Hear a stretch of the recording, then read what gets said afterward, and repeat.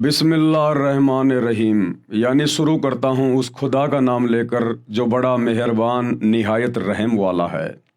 भाई और बहनों, वो बड़ा मेहरबान एकमात्र सुप्रीम गॉड वो अल्लाह कबीर कौन है, वर्तमान में कहाँ है, उसकी प्राप्ति कैसे होगी, कैसे हमारा मोक्ष होगा, इन तमाम बातों की जानकारी वर्तमान में विश्व के किसी भी मुसलमान भाई बंधुओं को नहीं है। ये जानकारी भी हमने ही देनी पड़ेगी क्योंकि हम वर्तमान में उस एकमात्र बड़े मेहरबान निहायत रहम दिल अल्लाह की शरण में हैं। और वो अल्लाह आज धरती पर मनुष्य रूप में, दरवेश रूप में, संत रूप में आया हुआ है। तो चलिए शुरू करते हैं उसी अल्लाह के नाम से। परम पिता परमात्मा, सारी सृष्टि के रचनहार, कुल मालिक, असंख्य ब्रह्मांडों के स्वामी, जगत गुरु, तीनों लोकों में प्रवेश करके सबका भरण पोषण करने वाले, राजाधिराज, आत्माधार, नाथों के नाथ, देवों के देव महादेव, सर्वेश्वर, महेश्वर, मृत्युंजय, अजरो अमर, आदि अनादि, सनातनी प्रभु, जगत पिता जगदीश्वर, श्री श्री 1008 की उपाधि के वास्तविक अधिकारी, अकाल मूर्त सौद स्वरूपी राम वासुदेव सर्वगतम ब्रह्म, परम पूज्य, प्रथम पूज्य, परम संत, परम पुरुष, परम धनी, परम दयालु, सत्य कबीर, हक्का कबीर, अल्लाह कबीर, बाखबर अल्लाह ताला, जगत के तारणहार, जगत के मुक्तिदाता, जगत के जगन्नाथ, हारे के सहारे, हिंदुओं के राम, मुसलमानों के अल्लाह, सिखों के वाहिगुरु, ईसाइयों के मसीह, दया के सागर दया निधि, करुणा के सागर करुणा निधि, स्वयं भू परिभू, संकट मोचन, कष्ट हरण, मंगल करण, दुख भंजन, अविगत कबीर, निर्विकार निर्विषम परमात्मा, अलय अलेख सतगुरु, आदि अनादि सतगुरु, असली मर्यादा पुरुषोत्तम, असली राम, असली कृष्ण, असली घनश्याम, असली मुरारी, राजाओं के राजा, महाराजाओं के महाराजा, शहनशाहों के शहनशाह, सम्राटों के सम्राट, भगवानों के भगवान, अल्लाहों के अल्लाह, प्रभुओं के प्रभु, मसीहाओं के मसीह, सच्चे वाहिगुरु, बाबाओं के बाबा, पीरों के पीर, सेठों के सेठ, जगत सेठ, सावड़सा सेठ, सर्वगुण संपन्न, अनंत कोटि कलाओं के स्वामी, अनंत कोटि ब्रह्मांडों के नायक, योगियों में महायोगी, ध्यानियों में महाध्यानी, सिद्धों में परम सिद्ध, ज्ञानियों में तत्व ज्ञानी, ब्रह्म ज्ञानी, महाज्ञानी, परम ज्ञानी, सर्वश्रेष्ठ ज्ञानी, विज्ञानी, युवा कबीर, समरथ कबीर, असमवात, अमित ओजा, सच्चे रहनुमा, करीम अल्लाह, सुबहान अल्लाह, दुनिया के अंतिम पैगंबर, 8 सितंबर 1951 से गांव धनाना, जिला सोनीपत, हरियाणा, भारतवर्ष की पावन भूमि पे प्रकट रियल कल की भगवान श्री नारायण साकार हरि, श्री बाबा साहेब नूर अनंत परमात्मा, संत शिरोमणि सतगुरु रामपाल जी परमेश्वर जी के चरण कमल में लाइव वीडियो देख रहे देश विदेश से आप और हम सभी भाई बहनों का अनंत कोटि दंडवत प्रणाम। भाई और बहनों, वो बड़ा मेहरबान निहायत रहम वाला अल्लाह कौन है? वो स्वयं आज संत रूप में भारतवर्ष की पावन भूमि पे प्रकट है और उनका पवित्र नाम है परमपिता परमेश्वर सतगुरु रामपाल जी। यही वो एकमात्र अल्लाह है, खुदा है, सुप्रीम गॉड है, जिसे वर्तमान में मुसलमान समाज के भाई बहनों ने ये कहकर रिजेक्ट कर रखा है कि अल्लाह दिखाई नहीं देता, अल्लाह कभी धरती पर मनुष्य रूप में नहीं आता, अल्लाह खाता नहीं, अल्लाह पीता नहीं, अल्लाह साकार नहीं है, अल्लाह तो बेचून है, निराकार है।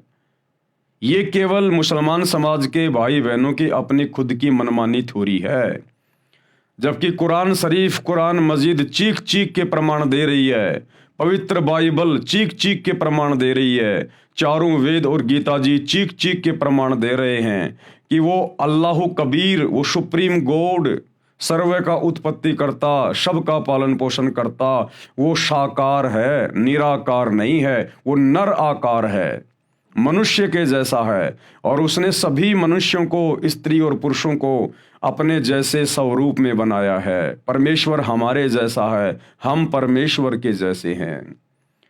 तो ये गलती धर्म के ठेकेदारों की है, मुसलमान धर्म के मुल्ला मौलवियों की, काजियों की, हिंदू धर्म के आचार्य और शंकराचार्यों की, धर्म गुरुओं की, जो अपने धर्म के सदग्रंथों को सही प्रकार से समझ नहीं पाए, क्योंकि उन्हें कोई तत्वदर्शी संत नहीं मिला।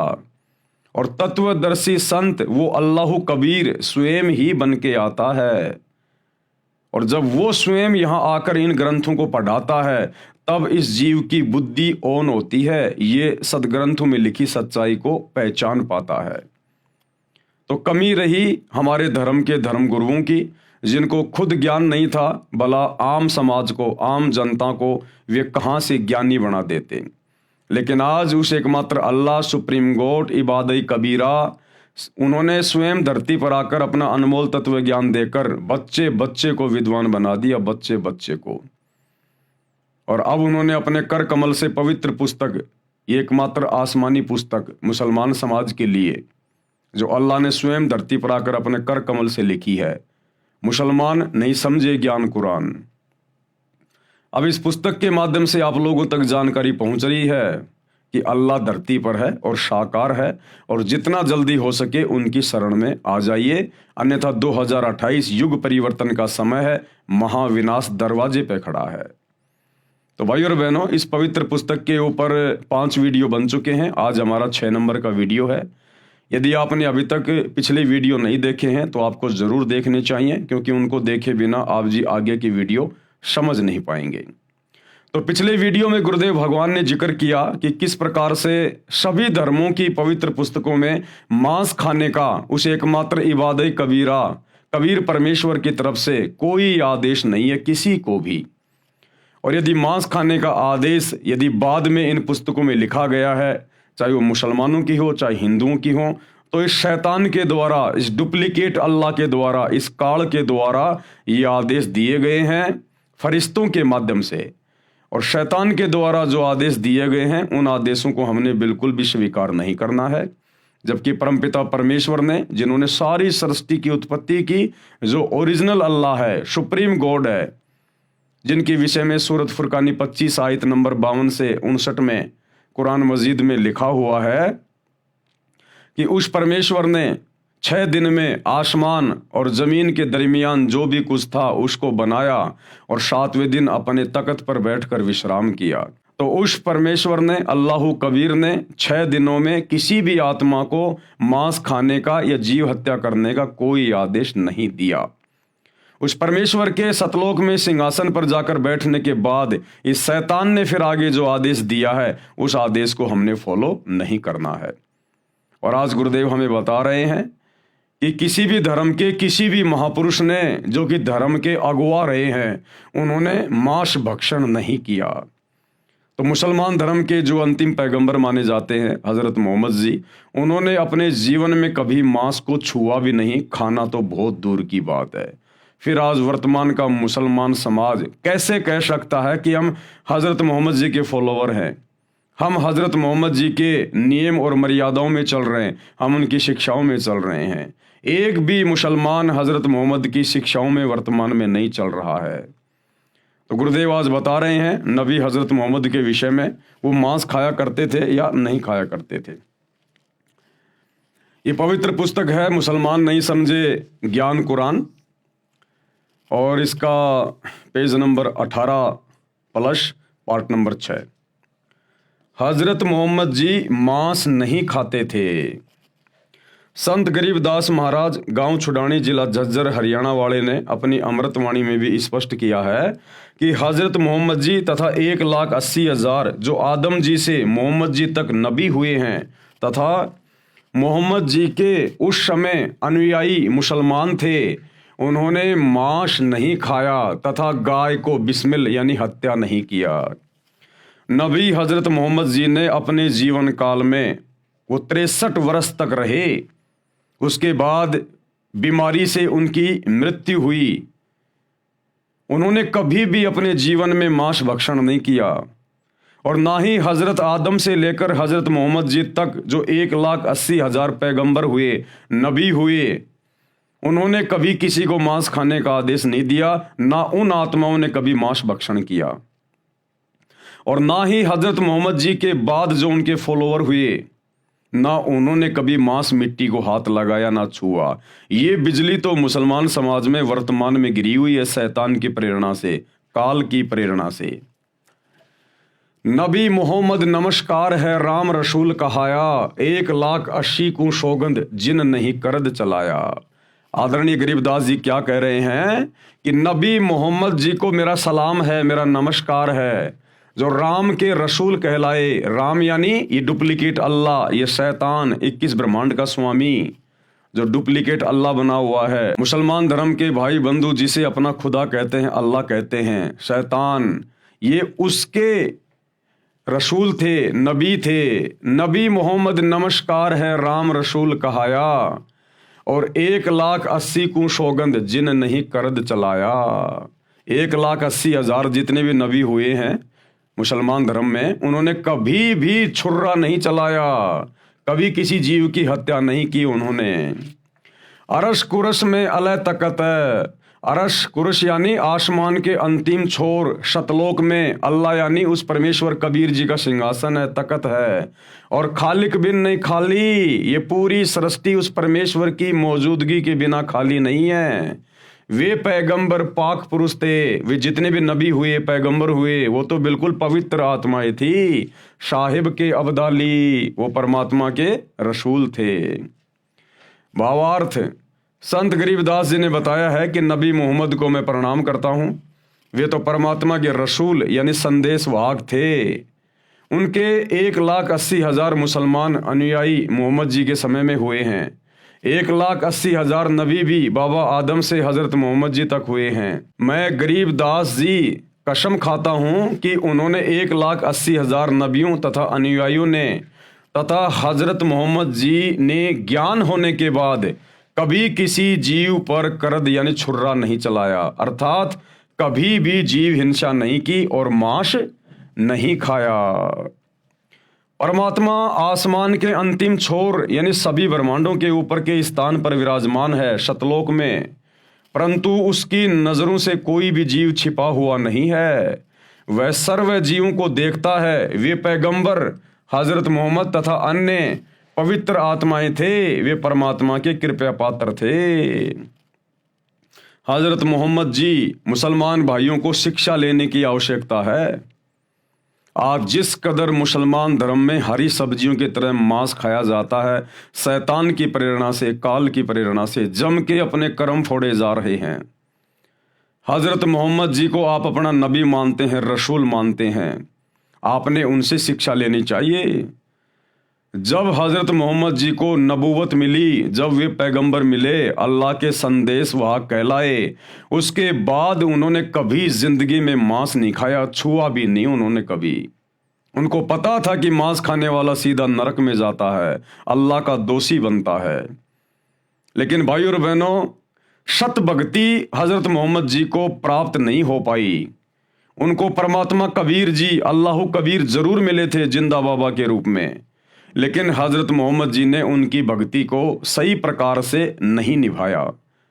और ये शैतान, ये डुप्लीकेट अल्लाह, उसने नबी मोहम्मद के ऊपर जो कुरान शरीफ की आयतें नाजिल की या करवाई फरिश्तों के माध्यम से, केवल उसी की साधना में, डुप्लीकेट साधना में लगा रहा, डुप्लीकेट अल्लाह की डुप्लीकेट साधना में लगा रहा, जिस कारण से वो आत्मा जन्नत में नहीं जा पाई, वो आत्मा मोक्ष प्राप्त नहीं कर पाई।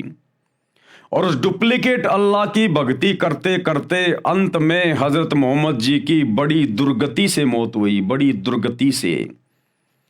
अब ये विचार करने की बात है मुसलमान समाज के भाई बंधुओं के लिए, मुल्ला मौलवियों के लिए, कि हजरत मोहम्मद जी ने क्या किया। वो कितने पाक पुरुष थे जिन्होंने कभी मांस को छुआ भी नहीं, और आप लोग सातों दिन हरी सब्जियों की तरह मांस खाते हो। और जब हजरत मोहम्मद जी की ऐसी दुर्गति से मौत हुई, अंत में अकाल मृत्यु, मात्र 63 साल की उम्र में अकाल मृत्यु, तो सोचिए, आप लोग अल्लाह की इबादत तो छोड़ दीजिए, आप तो अपने नबी हजरत मोहम्मद जी की शिक्षाओं पर भी सही प्रकार से नहीं चल पा रहे, तो आप लोगों के साथ में क्या बीतेगी, आप कहां जाओगे जब आपके नबी जन्नत में नहीं जा पाए। एक छोटी सी झलक आप लोगों को दिखा देते हैं आप ही की धर्म की पुस्तक से, कि अंत समय में हजरत मोहम्मद जी के साथ में क्या हुआ था, ताकि आप लोगों को विश्वास हो जाए और आप भी हो सकता है ये कुकर्म करने से बचें। तो भाई और बहनों, ये पुस्तक है हजरत मोहम्मद सल्लल्लाहु अलैहि वसल्लम, मोहम्मद इनायतुल्लाह शुबानी, अनुवाद नसीम गाजी फलाही। ये ना मैंने लिखी है ना मेरे गुरुदेव भगवान ने लिखी है, ये आप मुसलमान धर्म के भाई बहनों के द्वारा लिखी गई है। ये इनके टेलीफोन नंबर हैं। Madina Islamic book depot centre 273 Ramganj बाजार जयपुर, ये उनके मोबाइल नंबर हैं। मालिक अब्दुल मुजीब है, ये वहाँ से लाई गई है। मरकजी मकतबा इस्लामी पब्लिशर्स नई दिल्ली, ये पिन कोड नंबर हैं। कहाँ से छपी है, ये कॉपीराइट वगैरह सब कुछ देख सकते हैं। ये आपको इसलिए दिखाया जा रहा है ताकि आप लोगों को विश्वास हो कि वास्तव में हमारे धर्म की पुस्तकों में क्या लिखा है और हम लोग क्या साधना कर रहे हैं। तो ये हजरत मोहम्मद जी की जीवनी है और पेज नंबर 326 से आप इसको पढ़ सकते हैं। पेज नंबर 326 से। तकलीफ बहुत बढ़ गई, यानी अंत समय में हजरत मोहम्मद जी को इतनी ज्यादा तकलीफ हो गई, उनसे खड़ा भी नहीं हुआ जाता था। मात्र 63 साल की उम्र में, मात्र 63 साल की उम्र में उनकी अकाल मृत्यु हुई। अब सोचो भाई और बहनों, आप लोगों के साथ में क्या बीतेगी। अंत में ऐसी दुर्गति आपके नबी की हुई, उस डुप्लीकेट अल्लाह, उस शैतान की इबादत करने से, शैतान की इबादत करने के कारण, सत भक्ति को ठुकराने के कारण, जो ओरिजिनल अल्लाह उनको मिले थे, कबीर परमात्मा जिंदा बाबा के रूप में काबा में जब हजरत मोहम्मद जी हज करने गए थे, उनको वहां ओरिजिनल अल्लाह मिला था, जिंदा बाबा। जो तुम मुसलमान समाज के भाई कहते हो अल्लाह दिखाई नहीं देता, अल्लाह बोलता नहीं, अल्लाह चलता नहीं, वो अल्लाह उन्हें मिला था और अपने लोक में लेके गया था, सचखंड में लेके गया था। लेकिन हजरत मोहम्मद जी ने अस्वीकार कर दिया, क्योंकि यहाँ उनके बहुत ज़्यादा फॉलोवर हो गए थे, उनके अंदर मान बढ़ाई छा गई थी, अहंकार आ गया था। तो परमेश्वर ने उनको वापस छोड़ दिया और उनको एक कलमा दे दिया, अल्लाहु कबीर, अल्लाहु कबीर, कि ए हजरत मोहम्मद, अगर कभी कोई आपत्ति आए तो तू ये कलमा पढ़ना, मैं तेरी मदद के लिए आऊंगा। उसके बाद पूरी जिंदगी हजरत मोहम्मद जी ने वही शैतान वाली इबादत की, वही शैतान वाली। और उस इबादत को करने के चलते अंत में हजरत मोहम्मद जी के साथ में क्या हुआ, कैसी दुर्गति से उनकी मौत हुई, ये वर्तमान के मुसलमानों के लिए जो हरी सब्जी की तरह मांस खाते हैं, मंदिरों में जाते हैं, मज़ारों पे सिजदा करते हैं, बहुदेववादी हो गए हैं, ये उनके लिए शिक्षा है कि तुम्हारे नबी के साथ में ऐसा हुआ और तुम तो वो भक्ति भी नहीं कर रहे जो तुम्हारे नबी ने की थी, तो आप लोगों के साथ में क्या बीतेगा। तकलीफ बहुत बढ़ गई, बुखार इतना तेज हुआ कि पूरा शरीर जलने लगा। चहेती बेटी फातिमा रोज बाप की खिदमत में यानी सेवा में हाजिर होती। आप उन्हें देखकर शने से खड़े हो जाते, उन्हें चूमते और अपने पास बिठा लेते।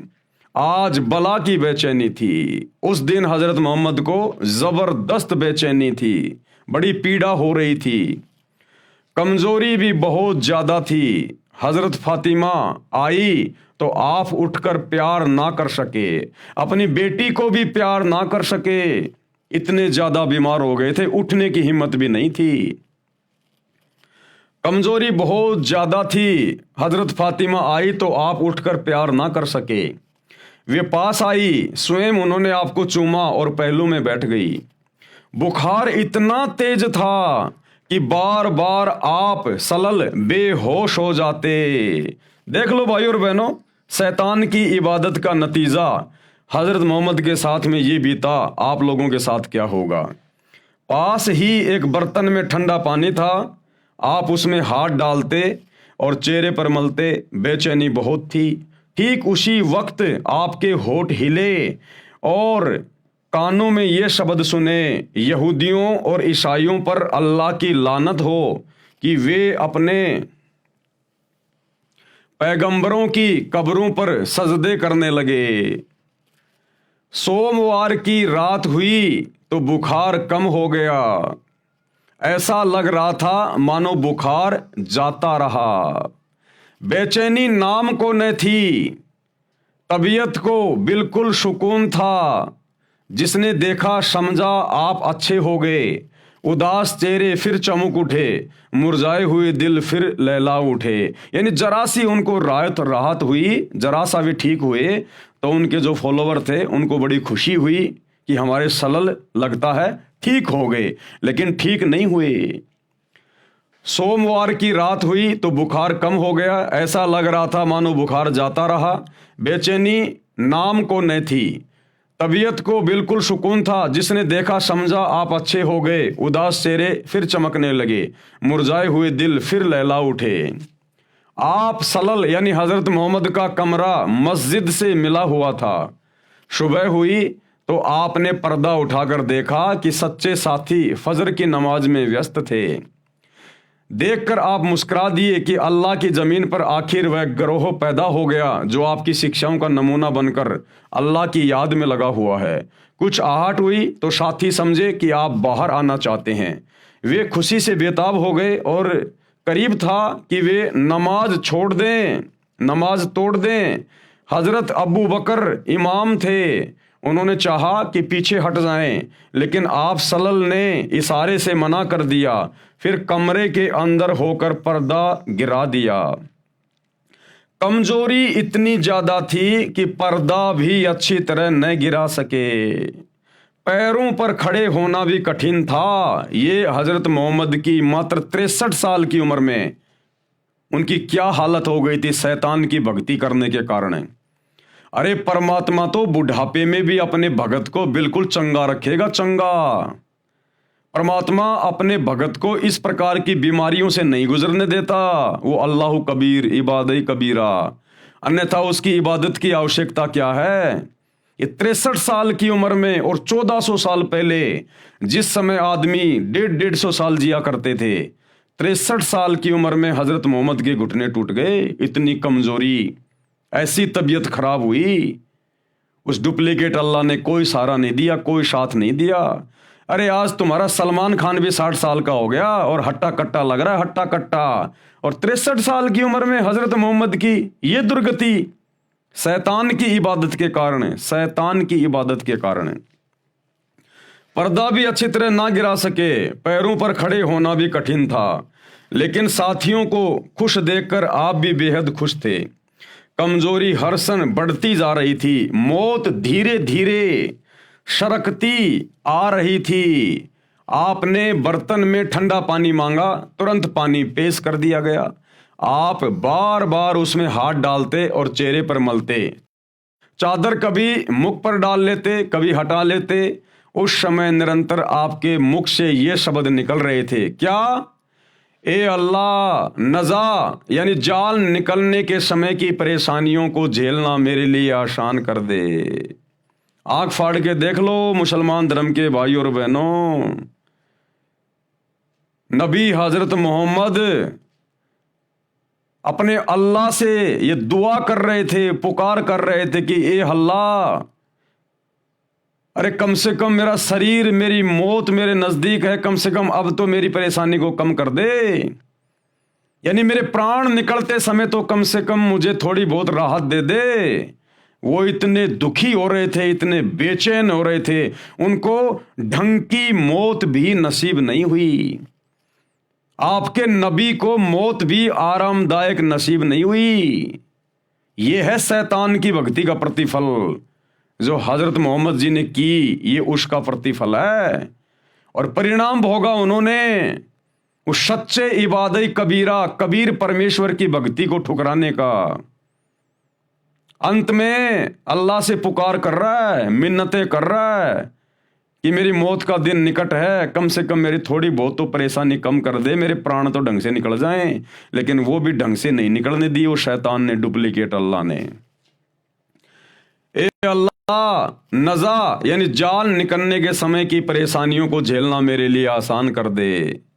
प्यारे बाप की बेचैनी देखकर हजरत फातिमा बेचैन हो गई, उनकी बेटी भी बेचैन हो गई अपने बाप की बेचैनी को देख के।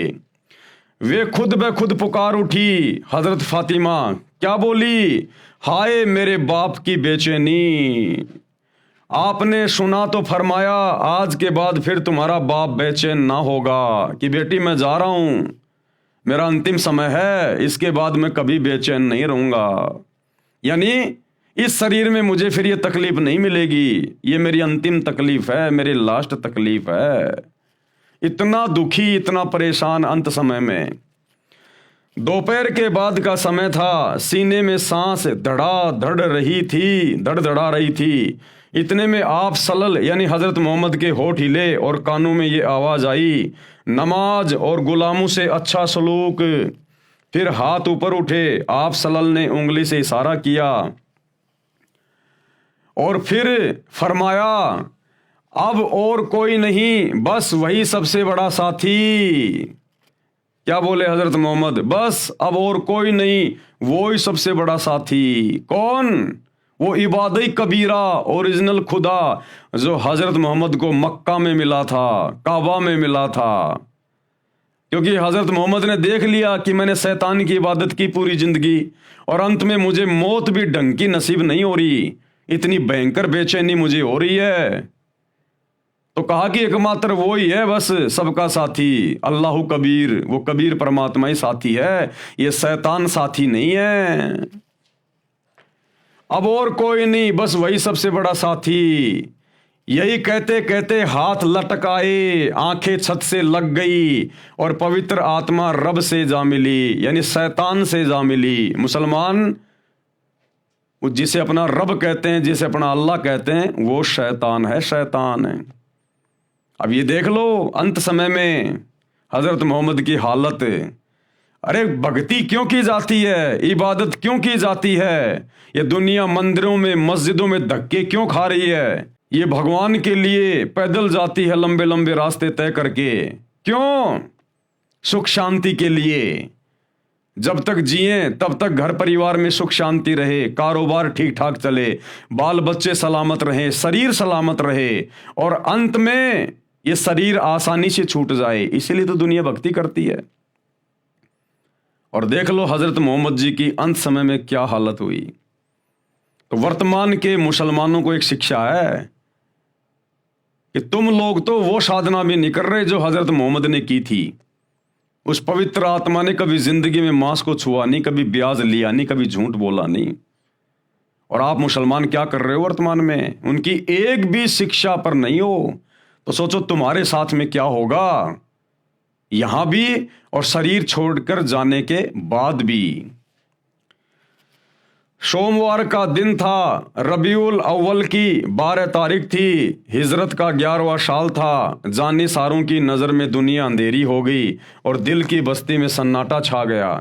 निसंदेह हम अल्लाह ही के हैं और बेशक उसी की ओर लौटने वाले हैं। ए अल्लाह, सलामती हो प्यारे नबी पर।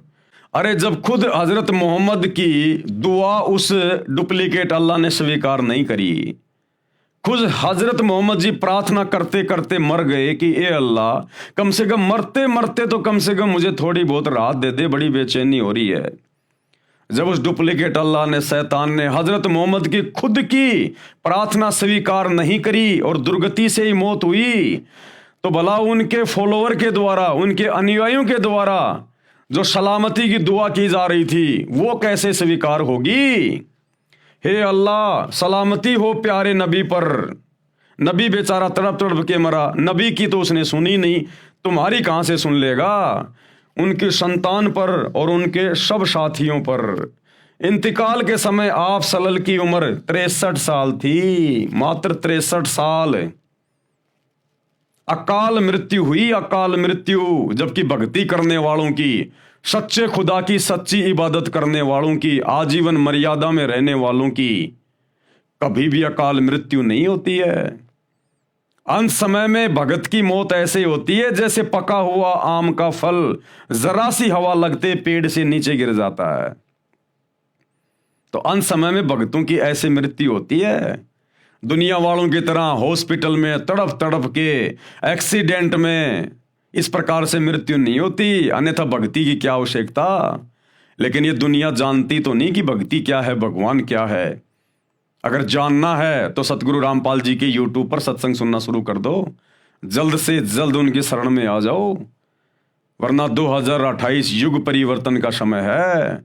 ये शैतान, ये काल जिसने नबी को नहीं बख्शा, ये वर्तमान के लोगों को कहाँ बख्शेगा जिनका कोई दीन धर्म नहीं है। अभी 2-3 दिन पहले थाईलैंड में, म्यांमार में भूकंप आया 7.7 रिएक्टर का, सैकड़ों बिल्डिंगें धराशायी हो गई, हजारों लोग अकाल मौत मर गए। आने वाले समय में 15-15 स्केल रिएक्टर के भूकंप आएंगे, 15-15। तब कहाँ जाओगे, किसको पुकारोगे? अरे थाईलैंड के मुसलमान क्या अल्लाह की भक्ति नहीं करते, क्या इबादत नहीं करते? ये शैतान किसी को नहीं बख्शता। जब नबियों को नहीं बख्शा तो औरों की क्या औकात है। इसलिए भाई और बहनों, ये आपकी आंखों के सामने है, ये प्रमाण आपको दिखा दिया गया है। मानो तो ठीक और ना मानो तो ठीक, भाई हमारा जो कर्म है वो हम कर रहे हैं। तो हजरत मोहम्मद जी ने कभी मांस को छुआ भी नहीं, और वर्तमान के मुसलमान आज 7 दिन मांस खाते हैं, तो भाई क्या होगा आप लोगों के साथ में। संत जंभेश्वर महाराज जी के विचार, यानी हजरत मोहम्मद जी को लेकर संत जंभेश्वर जी महाराज एक राजस्थान में संत हुए हैं, वो क्या कुछ कह रहे हैं। इसी बात की गवाही संत जंभेश्वर जी महाराज विष्णोई धर्म के प्रवर्तक ने दी है शब्द संख्या 12 में। महमद महमद न कर काजी, महमद का तो विषम विचारूं। महमद हाथ करद ना होती, लोहे घड़ी नसारू। महमद साथ पयंबर सीधा, 1,80,000। और महमद मर्द हलाली होता, तुम ही भये मुर्दाऊ। भावार्थ किया गुरुदेव ने। संत जंभेश्वर जी ने बताया है कि हे काजी, आप उस पवित्र आत्मा मोहम्मद जी का नाम लेकर जो गाय या अन्य जीवों को मारते हो, उस महापुरुष को बदनाम कर रहे हो। हजरत मोहम्मद जी के विचार बहुत नेक थे, आप उनके बताए मार्ग से भटक गए हैं। मोहम्मद जी के हाथ में करद यानी जीव काटने का छुर्रा नहीं था, जो लोहे के आयरन पर घण से कूट कर तैयार होता है। हजरत मोहम्मद के साथ 1,80,000 पवित्र आत्माएं मुसलमान अनुयायी थे। वे तथा हजरत आदम से हजरत मोहम्मद तक नबी हुए हैं। वे सीधे साधे थे तथा नेक पैगंबर थे। हजरत मोहम्मद तो सूरवीर हलाल की कमाई करके खाने वाले थे। तुम ही मुर्दारू अर्थात जीव हिंसा करने वाले हो। आप उस महापुरुष के अनुसार अपना जीवन निष्पाप बनाओ, जीव हिंसा मत करो। संत जंभेश्वर को परमात्मा जिंदा महात्मा के रूप में समराथल में मिले थे। कबीर परमात्मा अल्लाह कबीर संत जंभेश्वर जी को भी मिले थे जिंदा बाबा के रूप में। जैसा कि वेदों में प्रमाण है कि परमात्मा सतलोक में रहता है, वहां से गति करके पृथ्वी पर प्रकट होता है, अच्छी आत्माओं को मिलता है, उनको आध्यात्मिक यथार्थ ज्ञान देता है, कवियों की तरह आचरण करता हुआ पृथ्वी पर विचरता है। जिस कारण से प्रसिद्ध कवियों में भी एक कवि होता है, वह कवि की उपाधि प्राप्त करता है। परमात्मा गुप्त भक्ति के मंत्रों को उद्घृत करता है यानी आविष्कार करता है, जो वेदों व कतेबों आदि आदि पोथियों में नहीं होता। कृपया इन मंत्रों का अनुवाद देखें फोटो कॉपी में इसी पुस्तक के पेज नंबर 140 पर। यह प्रमाण है ऋग्वेद मंडल 9 सूक्त 20 मंत्र 1, ऋग्वेद मंडल 9 सूक्त 86 मंत्र 26 और 27, ऋग्वेद मंडल 9 सूक्त 82 मंत्र 1 और 2, ऋग्वेद मंडल 9 सूक्त 54 मंत्र 3, ऋग्वेद मंडल 9 सूक्त 94 मंत्र 1, ऋग्वेद मंडल 9 सूक्त 95 मंत्र 2, ऋग्वेद मंडल 9 सूक्त 96 मंत्र 17 से 20। जैसा कि पूर्व में लिख दिया है कि हजरत मोहम्मद जी तथा अन्य कई महात्माओं को परमात्मा जिंदा महात्मा के रूप में मिला था, उसी प्रकार महात्मा जंभेश्वर जी महाराज को समराथल में जिंदा संत के रूप में परमात्मा मिले थे। कबीर जी। प्रमाण श्री जंभेश्वर जी की वाणी संख्या 50 का कुछ अंश।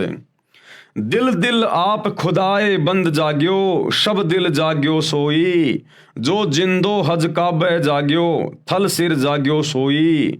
नाम विष्णु के मुश्किल गाल रे, ते काफिर शैतानी। हिंदू होय का तीर्थ नहावे, पिंड भरावे, ते पण रहा इवाणी। तुर्क होए हज काबो धोके, भूल्या मुसलमानी। के पुरुष अवर जागेला, थल जाग्यो निजवाणी। गुरुदेव ने क्या अर्थ किया है?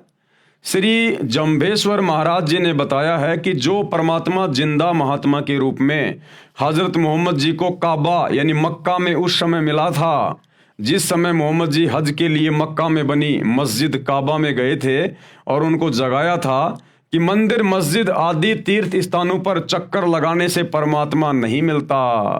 अरे परमात्मा कोई जानवर थोड़ी है, परमात्मा कोई पशु थोड़ी है जो मुल्ला मौलवियों ने उनको पकड़ के रस्से से मस्जिद में बांध रखा होगा, या पंडितों ने, ब्राह्मणों ने, आचार्य शंकराचार्यों ने उनको मंदिर में कैद कर रखा होगा।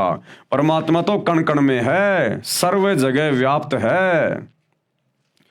परमात्मा प्राप्ति के लिए मंत्र जाप की आवश्यकता है, और वे मंत्र वर्तमान में पूरे विश्व में जो सूर अशूरा 42 आयत नंबर 1 और 2 में ऐन सीन काफ, ये जो 3 मंत्र लिखे हुए हैं, और गीता अध्याय 17 श्लोक 23 में ओम तत् सत, ये 3 मंत्र लिखे हुए हैं। इन तीनों मंत्रों के वास्तविक मंत्र क्या हैं? ये तो केवल कोड वर्ड में है, ऐन सीन काफ ओम तत् सत, लेकिन इनके पीछे वास्तविक मंत्र क्या हैं? वो मंत्र मुक्ति के मंत्र, मोक्ष के मंत्र वर्तमान में पूरे विश्व में केवल इस एकमात्र सुप्रीम गॉड अल्लाह कबीर सतगुरु रामपाल जी के पास में उपलब्ध है। श्री जम्भेश्वर जी महाराज ने फिर बताया है कि वही परमात्मा थलसिर यानी समराथल स्थान राजस्थान प्रांत में आया और मुझे जगाया। ना जाने कितने व्यक्ति और जागेंगे। जैसे मेरा समराथल प्रसिद्ध है, ये मेरी निज वाणी यानी विशेष वचन है। मैंने अपनी अनुभव की खास निज यथार्थ वाणी बोलकर समराथल के व्यक्तियों में परमात्मा भक्ति की जागृति लाई है। सत्य से दूर होकर मुसलमान अभी भी काबे में हज करने जाते हैं, वहां धोख लगाते हैं यानी सिजदा करते हैं, पत्थर को सिजदा करते हैं जो व्यर्थ है। इसी प्रकार हिंदू भी तीर्थ पर जाते हैं, भूतों की पूजा करते हैं, पिंड भराते हैं, ये सब व्यर्थ साधना है। कुरान ज्ञान दाता के मांस आहार के विषय में निर्देश। कुरान ज्ञान दाता यानी कुरान का ज्ञान देने वाला। अब कुरान का ज्ञान दिया डुप्लीकेट अल्लाह ने, डुप्लीकेट खुदा ने, इस शैतान ने हजरत मोहम्मद जी को। तो मांस खाने को लेकर इस शैतान ने क्या कुछ फरमान जारी किया है अपनी तरफ से, हम सबके कर्म फुड़वाने के लिए, हमें नरक में ठोकने के लिए, 84 लाख योनियों में गधे कुत्ते शुअर बनाने के लिए, हमें कष्ट देने के लिए इस डुप्लीकेट अल्लाह ने कुरान में कहा, किन किन आयतों में और कैसे कैसे किन किन जानवरों का मांस खाने का आदेश दिया है। ये इसी प्रकार से जीवों को भ्रमित करता है। उस अल्लाह कबीर ने, सुप्रीम गॉड ने कोई मांस खाने का आदेश नहीं दिया, पहले आप जी पढ़ चुके हैं। उसने तो 6 दिन में आसमान और धरती के बीच में जो भी कुछ था उसको बनाया और 7वें दिन तख्त पे जा बैठा। और पवित्र बाइबल में साफ साफ लिखा हुआ है कि उन 6 दिनों में उस अल्लाह ने, सुप्रीम गॉड ने, कबीर जी ने स्त्री और पुरुषों को खाने के लिए क्या आदेश दिया और जानवरों को खाने के लिए क्या आदेश दिया। और उसके तख्त पर जाकर बैठने के बाद इस शैतान ने फिर हमें भ्रमित कर दिया, उल्टे सीधे आदेश देकर, मांस खाने का आदेश देकर। तो जो कुरान का ज्ञान देने वाला है डुप्लीकेट अल्लाह, उसने क्या कुछ लिखा है मांस खाने के विषय में। सूर अल माइदा 5 और आयत नंबर 1, ये डुप्लीकेट अल्लाह, ये शैतान क्या कह रहा है? ऐ लोगो जो ईमान लाए हो यानी मुसलमान बने हो, प्रतिबंधों का पूर्ण रूप से पालन करो यानी मेरी बनाई मर्यादा का पालन करो। और क्या कह रहा फिर ये शैतान, ये कैसे भ्रमित करता फिर देखिएगा। तुम्हारे खाने के लिए चौपाइयों की जाति के सब जानवर हलाल यानी वैध किए हैं। क्या कह रहा ये शैतान कि तुम्हारे खाने के लिए मैंने चौपाइयों की जाति के सब जानवर, चौपाइयों यानी जिनके 4 पैर होते हैं जानवर, मैंने तुम्हारे खाने के लिए वैध कर दिए हैं, जायज कर दिए हैं। तुम 4 पैर वाले जानवरों को काट के खा सकते हो, उनका मांस खा सकते हो। यह शैतान का आदेश है, शैतान का आदेश है। तुम्हारे खाने के लिए चौपाइयों की जाति के सब जानवर हलाल यानी वैध किए हैं, सिवाय उनके जो तुमको आगे चलकर बताएंगे लेकिन हराम की हालत में शिकार को अपने लिए हलाल न करो। बेशक अल्लाह जो चाहता है हुक्म देता है। जो 4 पांव वाले जानवर खाने के लिए जायज़ बताए हैं वे हैं ऊंट, गाय, भेड़, बकरी आदि। ये शैतान का फरमान है। सूर माइदा 5 आयत नंबर 3, तुम पर हराम किया गया, यानी जो खाना पाप है, वे जानवर बताए हैं। मुर्दार, खून, सूअर का मांस, वे जानवर जो अल्लाह के सिवा किसी और के लिए ज़बह यानी मारा गया हो, उसको भोग लगा हो, किया गया हो। वह जो गला घुटकर या चोट खाकर या ऊंचाई से गिरकर या टक्कर खाकर मरा हो या किसी हिंसक जानवर ने फाड़ा हो, सिवाय उसके जिसे तुमने जीवित पाकर ज़बह न किया हो।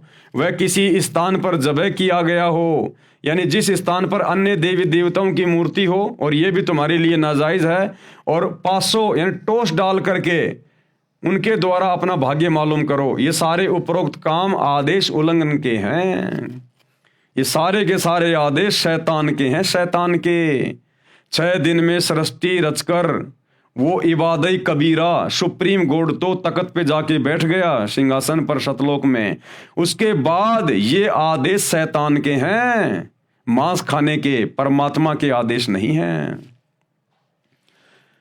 सूरा अल मोमिन 40 आयत नंबर 79, अल्लाह ही ने तुम्हारे लिए चौपाए बनाए हैं ताकि इनमें से किसी पर तुम सवार हो और किसी का गोश्त यानी मांस खाओ। ये शैतान का आदेश है। अल्लाह ने तो ये कहा था कि इस पृथ्वी पर जितने भी जीव जंतु हैं, हे इंसान, तुम उनके ऊपर अपना अधिकार रखना।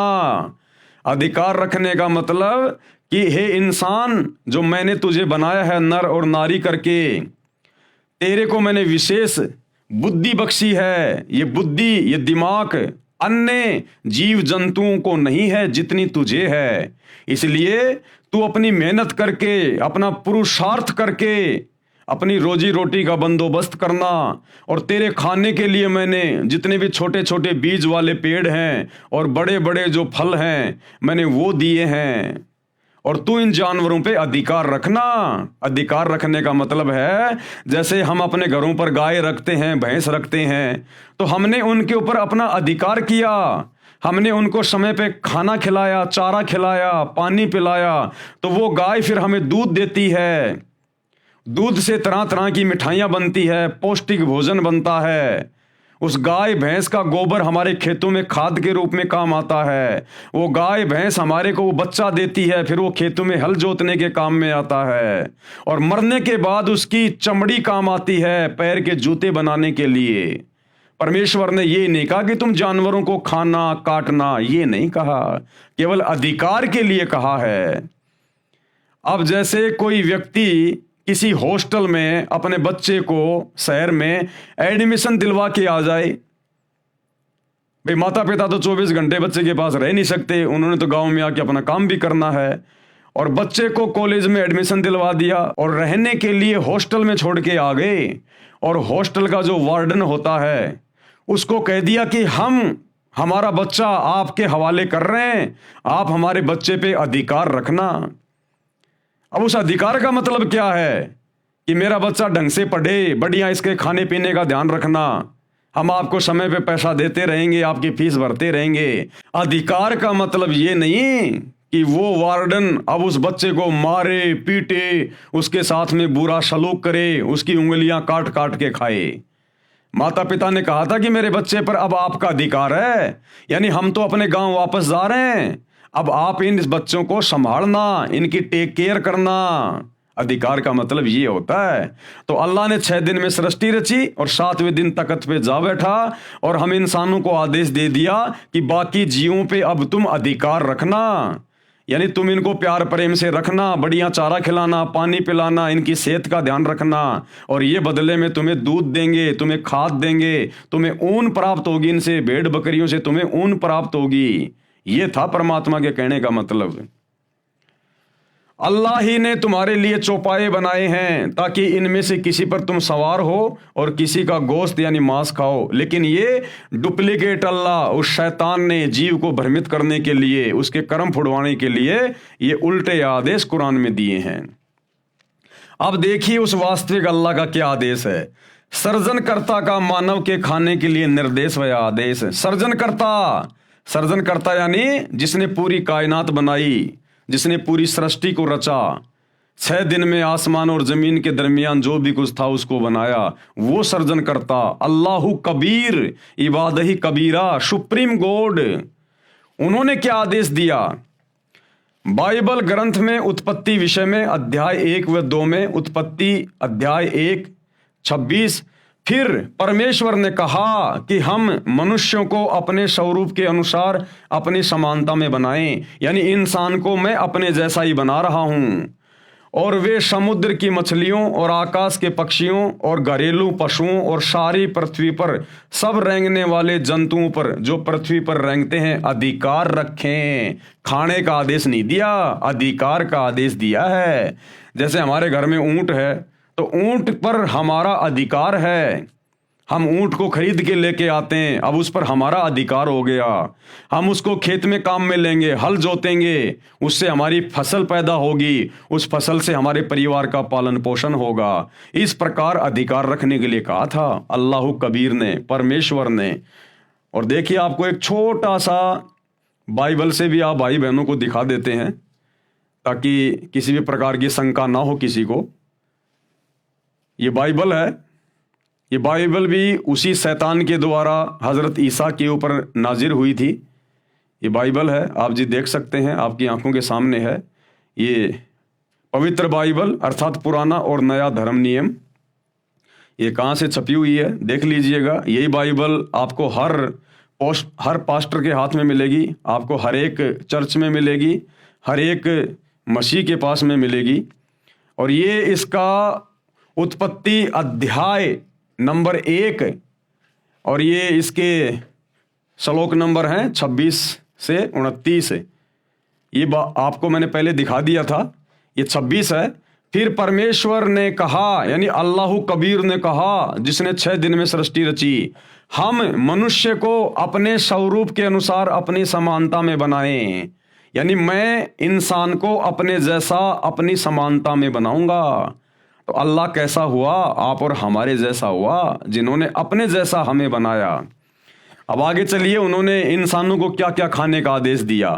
ये वचन नंबर 29, फिर परमेश्वर ने उनसे कहा, सुनो, जितने बीज वाले छोटे छोटे पेड़ सारी पृथ्वी के ऊपर हैं, जितने बीज वाले छोटे छोटे पेड़, इंसानों को कहा परमेश्वर ने, जब नर और नारी करके उनको उत्पन्न किया, फिर उनको खाने के लिए क्या आदेश दिया कि सुनो, पृथ्वी पर बीज वाले जितने भी छोटे छोटे पेड़ पौधे हैं, यानी जौ, ज्वार, मक्का, बाजरा, गेहूं, ये अन्न बीज वाले छोटे छोटे पेड़ हैं।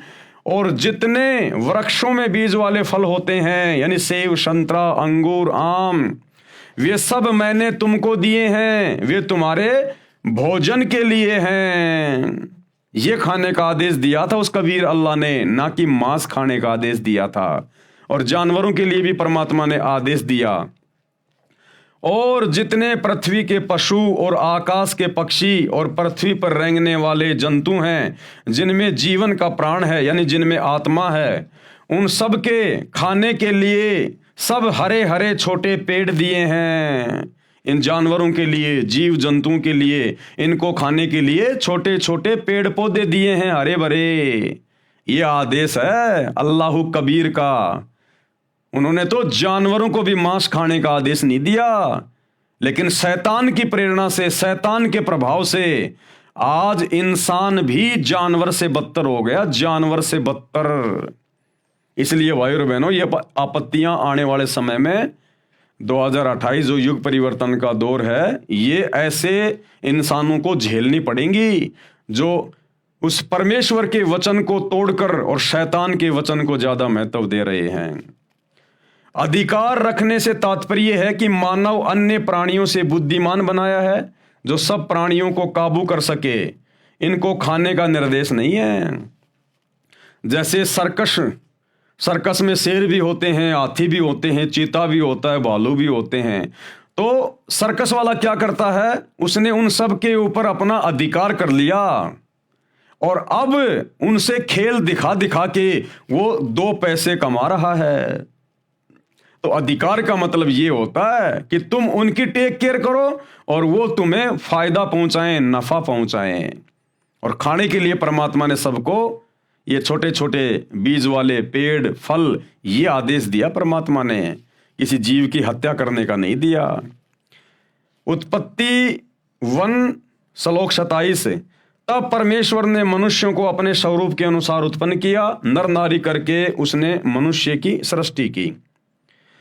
परमेश्वर ने मनुष्यों को आशीष दी और उनसे कहा, फूलो फलो और पृथ्वी के ऊपर भर जाओ। मनुष्यों के भोजन के लिए निर्देश जो अभी आपने बाइबल में देख लिया कि उस अल्लाह कबीर ने, सुप्रीम गॉड ने इंसानों के भोजन के लिए क्या निर्देश दिए। उत्पत्ति अध्याय 1 श्लोक 29, फिर परमेश्वर ने उनसे यानी मनुष्यों से कहा, सुनो, जितने बीज वाले छोटे छोटे पेड़ सारी पृथ्वी के ऊपर हैं, यानी बाजरा, ज्वार, गेहूं, चावल, चना, मक्का, काजू, बादाम, पिस्ता आदि आदि, और जितने वृक्षों में बीज वाले फल होते हैं, आम, अमरूद, जामुन, केले, अंगूर, वे सब मैंने तुमको दिए हैं, वे तुम्हारे भोजन के लिए हैं। अभी आपने बाइबल में देख लिया। उत्पत्ति अध्याय 1 श्लोक 30, और जितने पृथ्वी के पशु और आकाश के पक्षी और पृथ्वी पर रेंगने वाले जंतु हैं, जिनमें जीवन के प्राण हैं, उन सब के खाने के लिए मैंने हरे हरे छोटे पेड़ दिए हैं, और वैसा ही हो गया। उत्पत्ति अध्याय 1 श्लोक 31, बाइबल में क्या लिखा है, तब परमेश्वर ने जो कुछ बनाया था देखा तो क्या देखा कि वो बहुत अच्छा है। तब सांझ हुई, फिर भोर हुआ, इस प्रकार 6वां दिन हो गया। उत्पत्ति अध्याय 2 और आगे ये श्लोक नंबर 2, यों आकाश और पृथ्वी और उसकी सारी सेना का बनाना समाप्त हो गया, और परमेश्वर ने अपना काम जिसे वह करता था 7वें दिन समाप्त किया, और उसने अपने किए हुए सारे काम से 7वें दिन विश्राम किया। यानी वो कबीर परमात्मा अपने सतलोक की सिंहासन पर जा बैठा। उत्पत्ति अध्याय 2 श्लोक 3, और परमेश्वर ने 7वें दिन को आशीष दी तथा पवित्र ठहराया, क्योंकि उसमें उसने सृष्टि की रचना के सारे काम से विश्राम किया। विशेष मानव के भोजन के विषय में यह आदेश उस अल्लाह का, जिसके विषय में कुरान की सूरत फुरकानी 25 आयत नंबर 52 से 59 में वर्णन है कि कबीर अल्लाह ने सर्व सृष्टि की रचना 6 दिन में की, फिर ऊपर आसमान में तकत यानी सिंहासन पर जा विराजा। उसकी खबर यानी संपूर्ण जानकारी किसी बाखबर यानी तत्वदर्शी संत से पूछो, उससे जानो। अब भैया उसकी जानकारी तो वर्तमान में सतगुरु रामपाल जी परमेश्वर जी के पास में, बाकी पूरे विश्व में किसी के पास नहीं है। और अब ये जानकारी धीरे धीरे पूरी दुनिया को पता चल रही है कि वास्तव में रियल अल्लाह कौन है, रियल गॉड कौन है, और ये डुप्लीकेट शैतान जिसने सबको भ्रमित कर रखा है, जो मुसलमानों का अल्लाह बन के बैठा, हिंदुओं का भगवान बन के बैठा हुआ है। अब ये जानकारी सतगुरु रामपाल जी ने यानी स्वयं उस अल्लाह कबीर ने धरती पर बाखबर के रूप में, तत्वदर्शी संत के रूप में प्रकट होकर अब सबको बता दी है। और अब ये डूंडा फटेगा, डूंडा पूरे विश्व में डंके की चोट पर बच्चे बच्चे को पता चलेगा कि शैतान कौन है, डुप्लीकेट अल्लाह कौन है और सुप्रीम गॉड कौन है। यह कादिर अल्लाह ताला है, सृष्टि का रचनहार है। इसने जो रचना करनी थी 6 दिन में की, तथा जो प्राणियों के खाने का आदेश देना था दिया, और 7वें दिन ऊपर आसमान में अपने निज निवास में तकत पर जा बैठा, जिसका आदेश मानव यानी नर नारी को मांस खाने का नहीं है। इसके आदेश की अवहेलना करके, अन्य का आदेश पालन करके मांस खाने वाले परमेश्वर का विधान भंग कर रहे हैं। हिंदू हो, मुसलमान हो, सिख हो, ईसाई हो, जो भी लोग मांस खाते हैं, उल्टे कार्य करते हैं, 2 नंबर के काम करते हैं, ये सब के सब शैतान के प्रभाव से कर रहे हैं, डुप्लीकेट अल्लाह के प्रभाव से कर रहे हैं। उस सुप्रीम गॉड अल्लाह कबीर के आदेश की अवहेलना कर रहे हैं, जिस कारण से भयंकर मुसीबतों का सामना करना पड़ेगा, जो दंडित किए जाएंगे। विशेष बाइबल के इस कथन से सिद्ध होता है कि सृष्टि रचना करने वाले ने अपने वचन से अनेकों स्त्री पुरुषों मनुष्यों की उत्पत्ति की थी तथा अनेकों पशु पक्षियों तथा पृथ्वी व जल के जीव जंतुओं की उत्पत्ति की थी। जैसे कहा है कि बाइबल उत्पत्ति 1 अध्याय 25, छठे दिन इस प्रकार परमेश्वर ने पृथ्वी के जाति जाति के वन पशुओं को और जाति जाति के भूमि पर रेंगने वाले सब जंतुओं को बनाया। उत्पत्ति अध्याय 1 श्लोक 26 और 27। तब परमेश्वर ने मनुष्यों को अपने स्वरूप के अनुसार उत्पन्न किया, यानी खुदा ने हमें अपने जैसा बनाया, यानी भगवान हमारे जैसा है, इंसान जैसा। नर नारी करके मनुष्यों की सृष्टि की, जो बाइबल में आगे वर्णन है। यह परले के बाद का है। फिर भी हमने मांस न खाने वाला प्रकरण समझना है। इससे स्पष्ट है कि पूर्ण ब्रह्म यानी कादिर अल्लाह यानी परमेश्वर का आदेश मानव को मांस खाने का नहीं है। मांस खाने से पाप लगता है, भयंकर दोषी बनता है, दंड का अधिकारी बनता है। आगे पढ़े विस्तृत वर्णन। अल्लाह के तख्त पर जाने के पश्चात काल ब्रह्म ने इसमें पुनः मानव रचना की। अब वो कादिर अल्लाह, कबीर अल्लाह जिसने 6 दिन में सृष्टि रची, वो तो सिंहासन पर सतलोक में जाके बैठ गया। उसके बाद फिर इस शैतान ने, डुप्लीकेट अल्लाह ने, इसने फिर अपने तरीके से इंसानों की और उत्पत्ति की अपने भोजन के लिए। सबसे पहले इसने दुर्गा के साथ में शारीरिक संबंध बना के, क्योंकि दुर्गा इस काल की पत्नी है शैतान की, और इसने दुर्गा के माध्यम से 3 पुत्रों की उत्पत्ति की, ब्रह्मा विष्णु महेश की। ब्रह्मा सबसे बड़ा बेटा है, उससे छोटा विष्णु, उससे छोटा शंकर जी। इन तीनों की उत्पत्ति करके ये काल, ये शैतान अपने 21वें ब्रह्मांड में ब्रह्मलोक में जाके बैठ गया गुप्त, और कहा कि दुर्गा अब मैं किसी को दर्शन नहीं दूंगा, और इन तीनों बेटों के माध्यम से तू मेरे भोजन का बंदोबस्त कर, आगे सृष्टि की उत्पत्ति करवा, नर और नारी पैदा करवा, और मेरे भोजन का इंतजाम करो, क्योंकि इसको प्रतिदिन 1 लाख मनुष्य शरीरधारी स्त्री पुरुषों को खाने का आदेश मिला हुआ है, श्राप लगा हुआ है इसको परमात्मा की तरफ से। तो ये ब्रह्मा जी के माध्यम से संतान उत्पत्ति करवाता है, क्योंकि ब्रह्मा जी रजोगुण प्रधान है, रजोगुण का देवता है। आज इस पृथ्वी पर जितने भी जीव हैं, चाहे इंसान हो चाहे पशु पक्षी हो, जो संतान उत्पन्न करने की जो प्रेरणा होती है, विषय वासना, ये ब्रह्मा जी के कारण होती है। ब्रह्मा जी रजोगुण का प्रधान है, क्योंकि ब्रह्मा जी को इस शैतान ने अपनी पत्नी दुर्गा के माध्यम से ये ड्यूटी दे रखी है, संतान उत्पन्न करने की, नर और नारी उत्पन्न करने की अपने भोजन के लिए। और विष्णु जी के माध्यम से आपस में सबको बांध के रखता है मोह ममता में, क्योंकि विष्णु जी शतोगुण प्रधान है। और फिर शंकर जी के माध्यम से लड़ाई झगड़ा करवा के, मार पिटाई करवा के, एक्सीडेंट में जैसे भी है, फिर ये लोगों की मृत्यु करवाता है, क्योंकि शंकर जी तमोगुण के प्रधान देवता हैं। अल्लाह के यानी उस कबीर परमेश्वर के तख्त पर जाने के बाद काल ब्रह्म ने यानी शैतान ने इसमें दोबारा मानव रचना की। उसका वर्णन आगे है। काल ब्रह्म ने अपने 3 पुत्रों ब्रह्मा, विष्णु तथा शिव को यहाँ का संचालक बनाया है।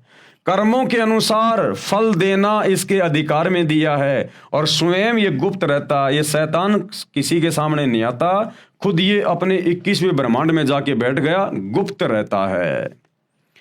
आगे इस पवित्र ग्रंथ बाइबल में कहीं पर मांस खाने का निर्देश है, वह उस पूर्ण ब्रह्म कंप्लीट गॉड का नहीं है। इसी प्रकार यदि पवित्र बाइबल में या पवित्र कुरान में कहीं भी मांस खाने का आदेश है, तो वह पूर्ण ब्रह्म कादिर अल्लाह का नहीं है, वह हमने नहीं मानना है। सूक्ष्म वेद यानी कलाम एक कबीर में कादिर अल्लाह का निर्देश। अब सूक्ष्म वेद में यानी कबीर सागर में और गरीबदास जी के सदग्रंथ साहिब में उस कलाम कबीर यानी अल्लाह कबीर सुप्रीम गॉड का क्या आदेश है। हजरत मोहम्मद जी जिस साधना को करता था वही साधना अन्य मुसलमान समाज भी कर रहा है। वर्तमान में सब मुसलमान श्रद्धालु मांस भी खा रहे हैं, परंतु नबी मोहम्मद जी ने कभी मांस नहीं खाया, तथा न ही उनके सीधे अनुयायियों 1,80,000 ने मांस खाया। केवल रोजा व बंग तथा नमाज किया करते थे, गाय आदि को बिस्मिल यानी हत्या नहीं करते थे। नबी मोहम्मद नमस्कार है राम रसूल कहाया। और 1,80,000 को सौगंध जिन नहीं करद चलाया। अरश कुरश में अलय तकत है खालिक बिन नहीं खाली, और वो पागंबर पाक पुरुष थे साहिब के अब्दाली। कि नबी हजरत मोहम्मद और उनके फॉलोवर तो बहुत ही पाक थे, पवित्र थे, उन्होंने कभी मांस को छुआ तक नहीं। भावार्थ, नबी मोहम्मद तो आदरणीय हैं जो प्रभु के अवतार कहलाए हैं, यानी शैतान के। कसम है 1,80,000 पैगंबर हुए हैं, तथा जो उनके अनुयायी थे उनको कसम है कि उन्होंने कभी बकरे, मुर्गे तथा गाय आदि पर करद नहीं चलाया, अर्थात जीव हिंसा नहीं की तथा मांस भक्षण नहीं किया। वे हजरत मोहम्मद, हजरत मूसा, हजरत ईसा आदि पैगंबर संदेश वाहक तो पवित्र व्यक्ति थे तथा ब्रह्म यानी ज्योति निरंजन काल के कृपा पात्र थे। परंतु जो आसमान के अंतिम छोर सतलोक में पूर्ण परमात्मा अल्लाहु अकबर अर्थात अल्लाह कबीर है, उस सृष्टि के मालिक की नजर से कोई नहीं बचा है। यानी वो कादिर अल्लाह, समर्थ अल्लाह, अल्लाहु कबीर, वो भैया 7वें आसमान पर यानी सतलोक में अपने तख्त पर सिंहासन पर बैठकर सबको देख रहा है। और फिर जो जैसा करेगा उसी के अनुसार फिर वो उसके कर्म लिखता है, और उसी के अनुसार फिर जीव को भोगना पड़ता है। तो उस कादिर अल्लाह का जो 7वें दिन तख्त पे जा बैठा कबीर, जो वर्तमान में सतगुरु रामपाल जी के रूप में धरती पे प्रकट है, उन्होंने कभी किसी को मांस खाने का आदेश नहीं दिया। और फिर भी यदि ये इंसान, चाहे हिंदू हो, मुसलमान हो, सिख हो, ईसाई हो, पूरे विश्व का, यदि फिर भी ये मांस खाता है, आधी अधूरी भक्ति साधना करता है, मंदिर, मस्जिद, चर्च, गुरुद्वारों में धक्के खा रहा है, तो फिर वो उस अल्लाह के द्वारा दंडित किया जाएगा, दंडित।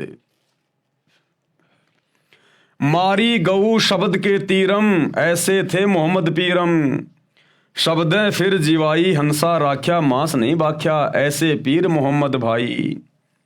यानी एक बार हजरत मोहम्मद जी ने अपनी वचन शक्ति से, अपने शब्द से एक जिंदा गाय को मार दिया।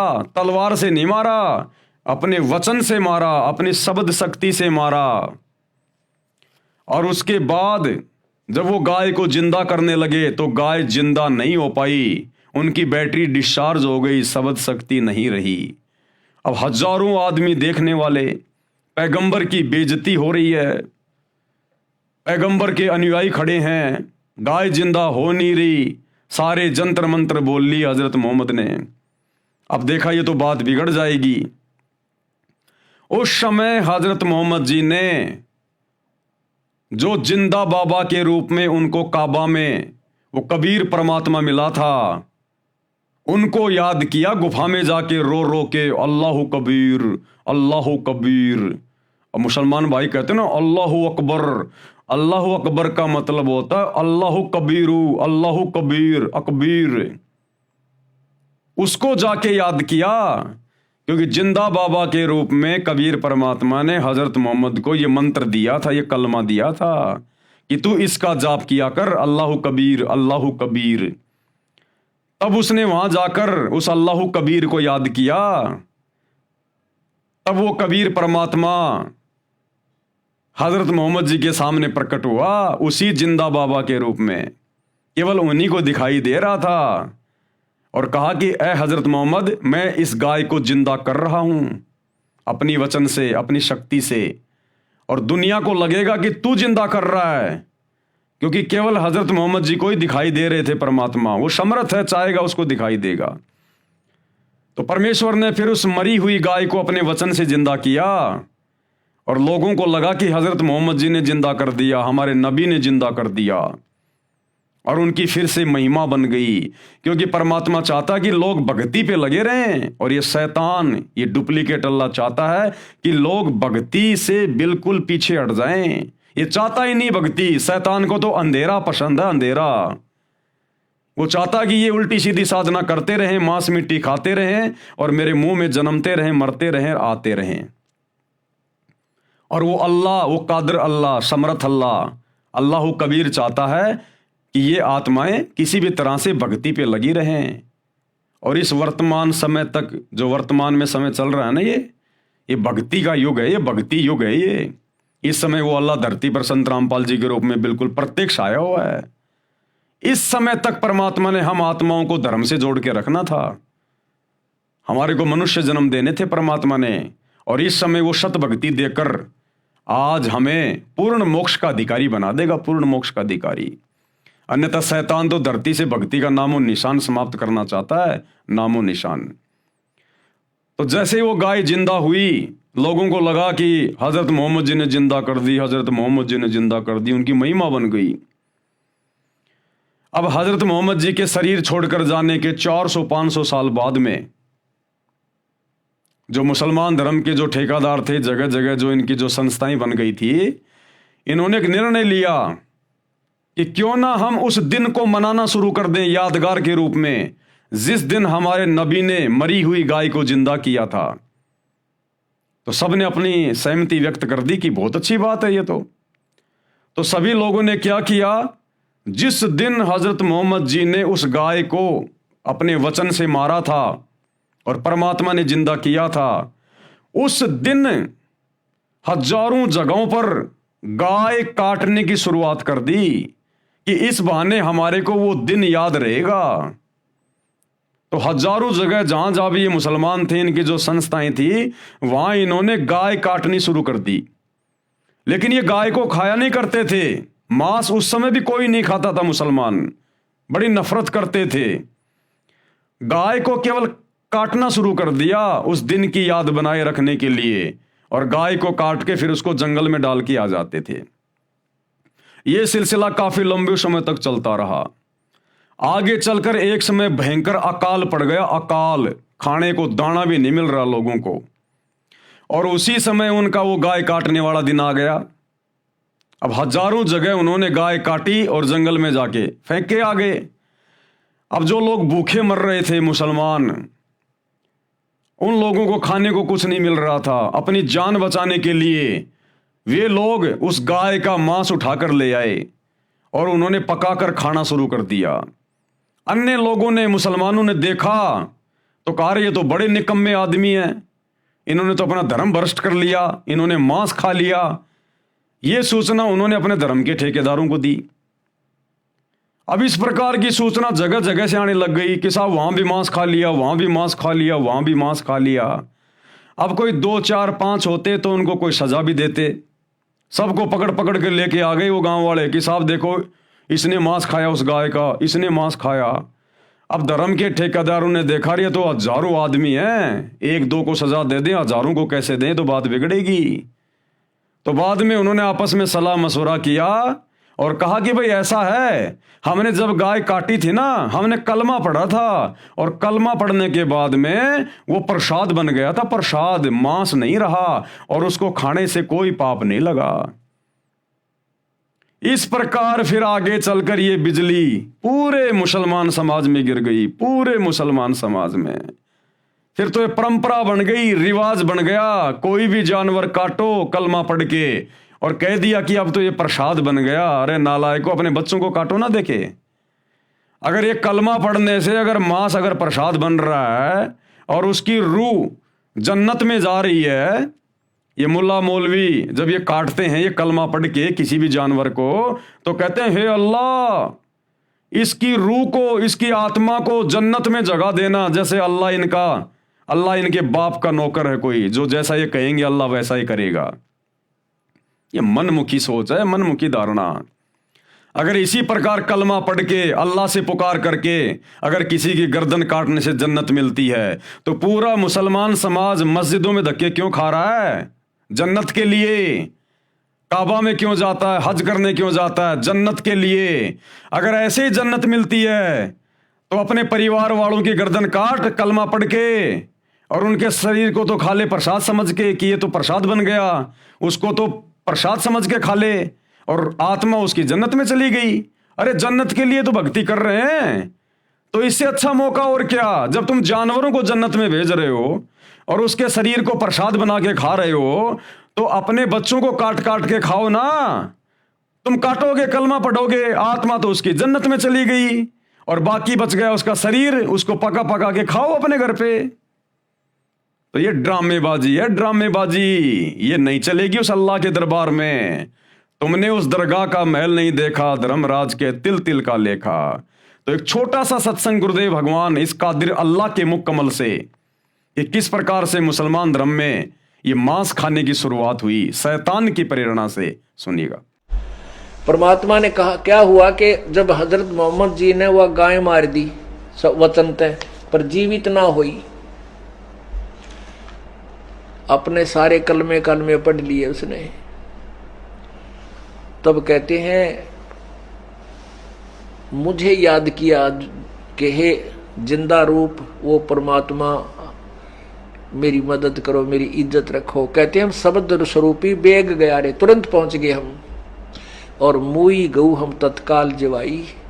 अब परमात्मा शब्द स्वरूपी यानी अपने सह शरीर आते हैं, लेकिन वो शरीर अन्य को दिखाई नहीं दे रहा। हजरत मोहम्मद को दिखाई दे रहे थे, वो महात्मा आ गया मेरे पास जो मुझे ऊपर लेकर गया था। और तब परमात्मा ने कहा कि रुक जा, मैं जीवित करता हूं। परमात्मा ने थपकी मारी, वो जीवित गाय जीवित होगी। लेकिन वो हजरत मोहम्मद को दिख रहे थे। हजरत मोहम्मद को परमात्मा ने कह दिया था कि ये लोग समझेंगे कि तूने ही जीवित कर दी है, मैं इनको दिखाई नहीं दे रहा हूं। तब परमात्मा, उसके बाद हजरत मोहम्मद जी की वाह वाह होगी, और उनके अनुयायियों ने कहा कि देख लो भाई विरोधियों, हमारे नबी पूर्ण नबी हैं। अब उसके कुछ हजरत मोहम्मद जी के जीव यानी शरीर प्राण त्याग जाने के उपरांत कई वर्षों 400-500 वर्ष के बाद तक,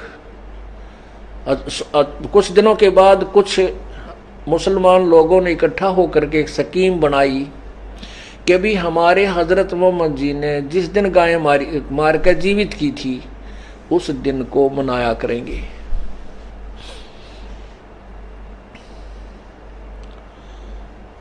अब सब ने सहमति दे दी, भाई भूलना पड़ेगा बात तो ठीक है। तो वो गाय को जिस उस दिन एक गाय को कलमा पढ़ के वो मंत्र सा बोल के उसको धीरे धीरे काट देते हैं, हलाल कहते हैं। लेकिन मांस नहीं खाते थे वो क्या करते थे, उस गाय को जंगल में डाल देते थे मार के, और वहां पशु पक्षी खा लेते थे। तो वो नहीं खाते थे, मुसलमान नहीं खाते थे मांस, कहते हम नहीं छुएंगे इसको।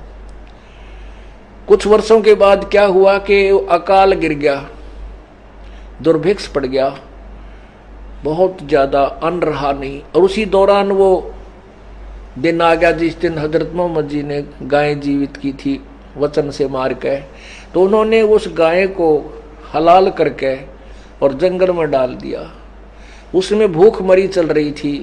किसी मुसलमानों ने, कुछ मुसलमानों ने वो मांस गाय का पका के खा लिया। अन्य मुसलमानों को पता लग गया, उन्होंने बहुत घोर विरोध किया कि इन्होंने धर्म बिगाड़ दिया, इन्होंने मांस खा लिया, ये अपराधी है, इनको सजा दी जाए। ऐसी ऐसी घटना कई जगह पर घट गई। उन व्यक्तियों को पकड़ दिया गया धार्मिक लोगों द्वारा, और उसमें एक कमेटी बन चुकी थी जगह जगह पर कि वो फैसला करेंगे इनको क्या सजा दी जाए। तो उस कमेटी के पास हजारों की संख्या में ऐसे व्यक्तियों की रिपोर्ट आएगी। उन्होंने फिर के स्कीम बनाई, भाई इनको कैसे सजा दे, ये तो ठीक नहीं बात रही। उन्होंने क्या स्कीम बनाई कि इनको कह दो कि कलमा पढ़ने से वो गाय का मांस पवित्र हो गया था, प्रसाद बन गया था, उसके खाने से इनको अपराध नहीं लगा। अब वो स्टेटमेंट उनकी सुन ली तो सभी उनको छोड़ दिया, भाई ये तो प्रसाद बन गया था इसलिए खा लिया, तो कोई दोष नहीं। उसके बाद या बिजली गिर गई मुसलमान धर्म में, ये मांस खाने लाएंगे कि तो पवित्र हो गया, प्रसाद बन गया, घर घर बांटने लाएंगे। हे परमात्मा, ये सारे खेल यू काल करवावे हैं। अब क्या जरूरत थी उन्हें वो दिन मनाने की, ये दिन ना मनाते थे या बुराई इस पवित्र धर्म में नहीं घुसती, और ये कम से कम घोर पाप तो बचे रहते। तो भाई और बहनों, ये बहुत ही गलत परंपरा ये मुसलमान समाज में शैतान की प्रेरणा से चली हुई है। उस कादिर अल्लाह का कोई मांस खाने का आदेश नहीं है।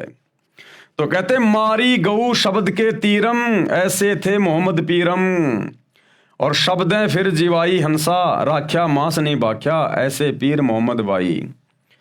एक समय नबी मोहम्मद ने एक गाय को शब्द यानी वचन सिद्धि से मारकर सबके सामने जीवित कर दिया था। यानी करने वाले तो अल्लाह थे, लेकिन महिमा उन्हीं को दी गई है। उन्होंने गाय का मांस नहीं खाया। अब मुसलमान समाज वास्तविकता से परिचित नहीं है। जिस दिन गाय जीवित की थी उस दिन की याद बनाए रखने के लिए गऊ मार देते हो।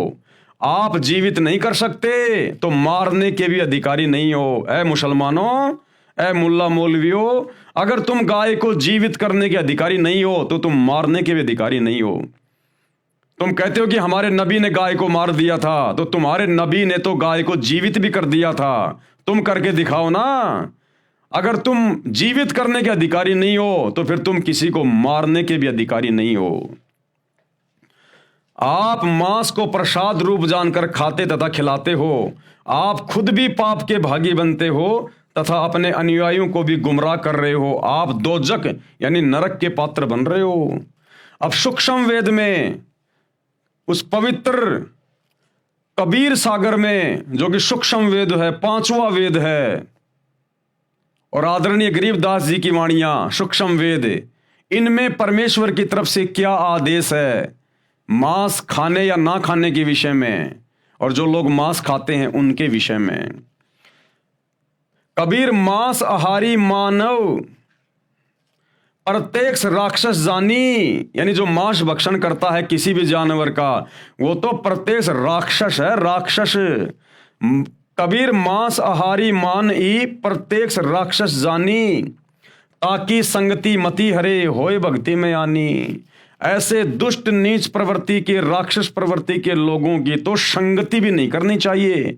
जो लोग मांस खाते हैं वो तो प्रत्यक्ष राक्षस हैं, उनके पास तो बैठना भी नहीं चाहिए। उनके पास बैठने मात्र से हमारी भक्ति में हानि होगी, नुकसान होगा, हमारे विचार गंदे होंगे। ऐसे लोगों के पास तो, जो मांस खाते हैं या किसी जानवर को काटते हैं, उनके तो पास में भी नहीं बैठना चाहिए। उस अल्लाह का तो ये आदेश है। कबीर मांस खाए ते ढेड सब, जो लोग मांस खाते हैं वो किसी भी धर्म का हो, किसी भी जाति का, वो ढेड इंसान है। ढेड, ढेड कोई जाति नहीं होती। ढेड का मतलब होता है नीच व्यक्ति। तो कहते हैं मांस खाने वाला चाहे हिंदू हो, चाहे मुस्लिम हो, चाहे सिख हो, चाहे ईसाई हो, विश्व का कोई भी प्राणी हो, वो ढेड व्यक्ति है, वो नीच है, नीच। कबीर मांस खाए ते ढेड सब, और मद पीवे सो नीच, और जो शराब पीते हैं वो महादुष्ट प्राणी है। कुल की दुर्मति पर हरे, राम कहे सो ऊंच। ऐसे व्यक्तियों की तो दुर्मति ये शैतान हर लेता है। उनके कुल की, परिवार की, उनके खानदान की दुर्गति होती है। पूरा का पूरा खानदान ऐसे लोगों का या तो कभी जल के मरेगा, या कभी एक्सीडेंट में मरेगा, या किसी बीमारी से मरेगा। यानी ऐसे लोगों की तो भयंकर दुर्गति से मौत होती है। और राम कहे सो ऊंच, और जो भक्ति करता है उस अल्लाहु राम की, उस अल्लाहु कबीर की, राम यानी जो सबसे बड़ा अल्लाह, सबसे बड़ा खुदा, दशरथ पुत्र राम नहीं। त्रेता युग में जो रामचंद्र जी आए थे वो तो खाली उनके शरीर का नाम था राम, केवल उनकी पहचान थी। वास्तव में राम कौन है? राम यानी अल्लाह, खुदा, सबसे बड़ा भगवान। कहते हैं जो उसकी भक्ति करेगा वो ऊंच है, वो सर्वश्रेष्ठ आत्मा है। कबीर मांस बखे और मद पीवे, यानी जो जो लोग मांस खाते हैं और शराब पीते हैं, और धन वैश्याशो खाए, और जो लड़कियों से धंधा करवाते हैं, वैश्यावर्ती का धंधा करवाते हैं, और जुआ खेले, चोरी करे, और जो लोग जुआ खेलते हैं और चोरी करते हैं, अंत समूड़ा जाए, अंत में उनकी दुर्गति होगी, बर्बादी। और वर्तमान में ये जो शेयर मार्केट का जो काम है, ये जुए की श्रेणी में आता है, जुए की श्रेणी में, जुआ खेलने की श्रेणी में। तो कहते हैं ऐसे लोगों की तो अंत में दुर्गति होगी, उनका तो समूड़ा नाश जाएगा। कौन? मांस खाने वाले, शराब पीने वाले, नशा करने वाले। और धन वेश्या से खाए, यानी लड़कियों से जो वेश्यावृत्ति करवाता है फिर उस पैसे को खाता है, यानी उस पैसे से अपना पेट भर रहा है। जुआ खेलने वाला और चोरी करने वाला अंत समूला जाए। कबीर मांस मांस सब एक हैं कि नालायको, मांस चाहे इंसान का हो चाहे जानवर का, चाहे आपके बेटा बेटी का हो चाहे मुर्गे और हिरण का। कहते हैं मांस मांस सब एक हैं, मुर्गी हिरण गाय, आंखों देख नर खात है ते नर नरक में जाए। और फिर भी ये इंसान उसको खा रहा है काट काट के। कहते हैं अंत में वो नरक में जाके गिरेगा, दोजख की आग में जाके गिरेगा। वो चाहे हिंदू हो चाहे मुसलमान हो चाहे विश्व का कोई भी प्राणी क्यों ना हो, जो एक मांस दूसरे मांस को खा रहा है। कबीर ये कुकर को बख्श है। कबीर अल्लाह कह रहे हैं कि ये मांस खाना तो ये कुत्ते का भोजन है। कबीर ये कुकर को बख्श है। मनुष्य देह क्यों खाए हे नादान प्राणी, ये अनमोल मनुष्य जन्म प्राप्त करके तू क्यों ये गंदगी खा रहा है। मुख में आमिख मेल के नरक परेंगे जाए। कबीर पापी पूजा बैठ के बखे मांस मद दोई, कि एक तरफ तो तुम भक्ति करने का दिखावा करते हो, मुसलमान तुम मस्जिद में जाते हो नमाज करते हो, हिंदू तुम लोग मंदिर में जाते हो मूर्तियां पूज रहे हो, और दूसरी तरफ तुम लोग मांस खा रहे हो शराब पी रहे हो। तिनकी दीक्षा मुक्ति नहीं कोटि नरक फल होई। गुरु पद पर जो लोग बैठे हैं मुसलमान धर्म में हिंदू धर्म में किसी भी धर्म में, और उसके बाद वो मांस भी खाते हैं शराब भी पीते हैं नशा भी करते हैं, कैसे ऐसे लोगों से दीक्षा लेने से उपदेश लेने से मुक्ति नहीं होगी, दोनों नरक में जाएंगे दोनों के दोनों। कबीर जीव हने हिंसा करे, यानी जीव हत्या करता है, प्रकट पाप सिर होए, उसके सिर पर तो पाप रखा जा रहा है।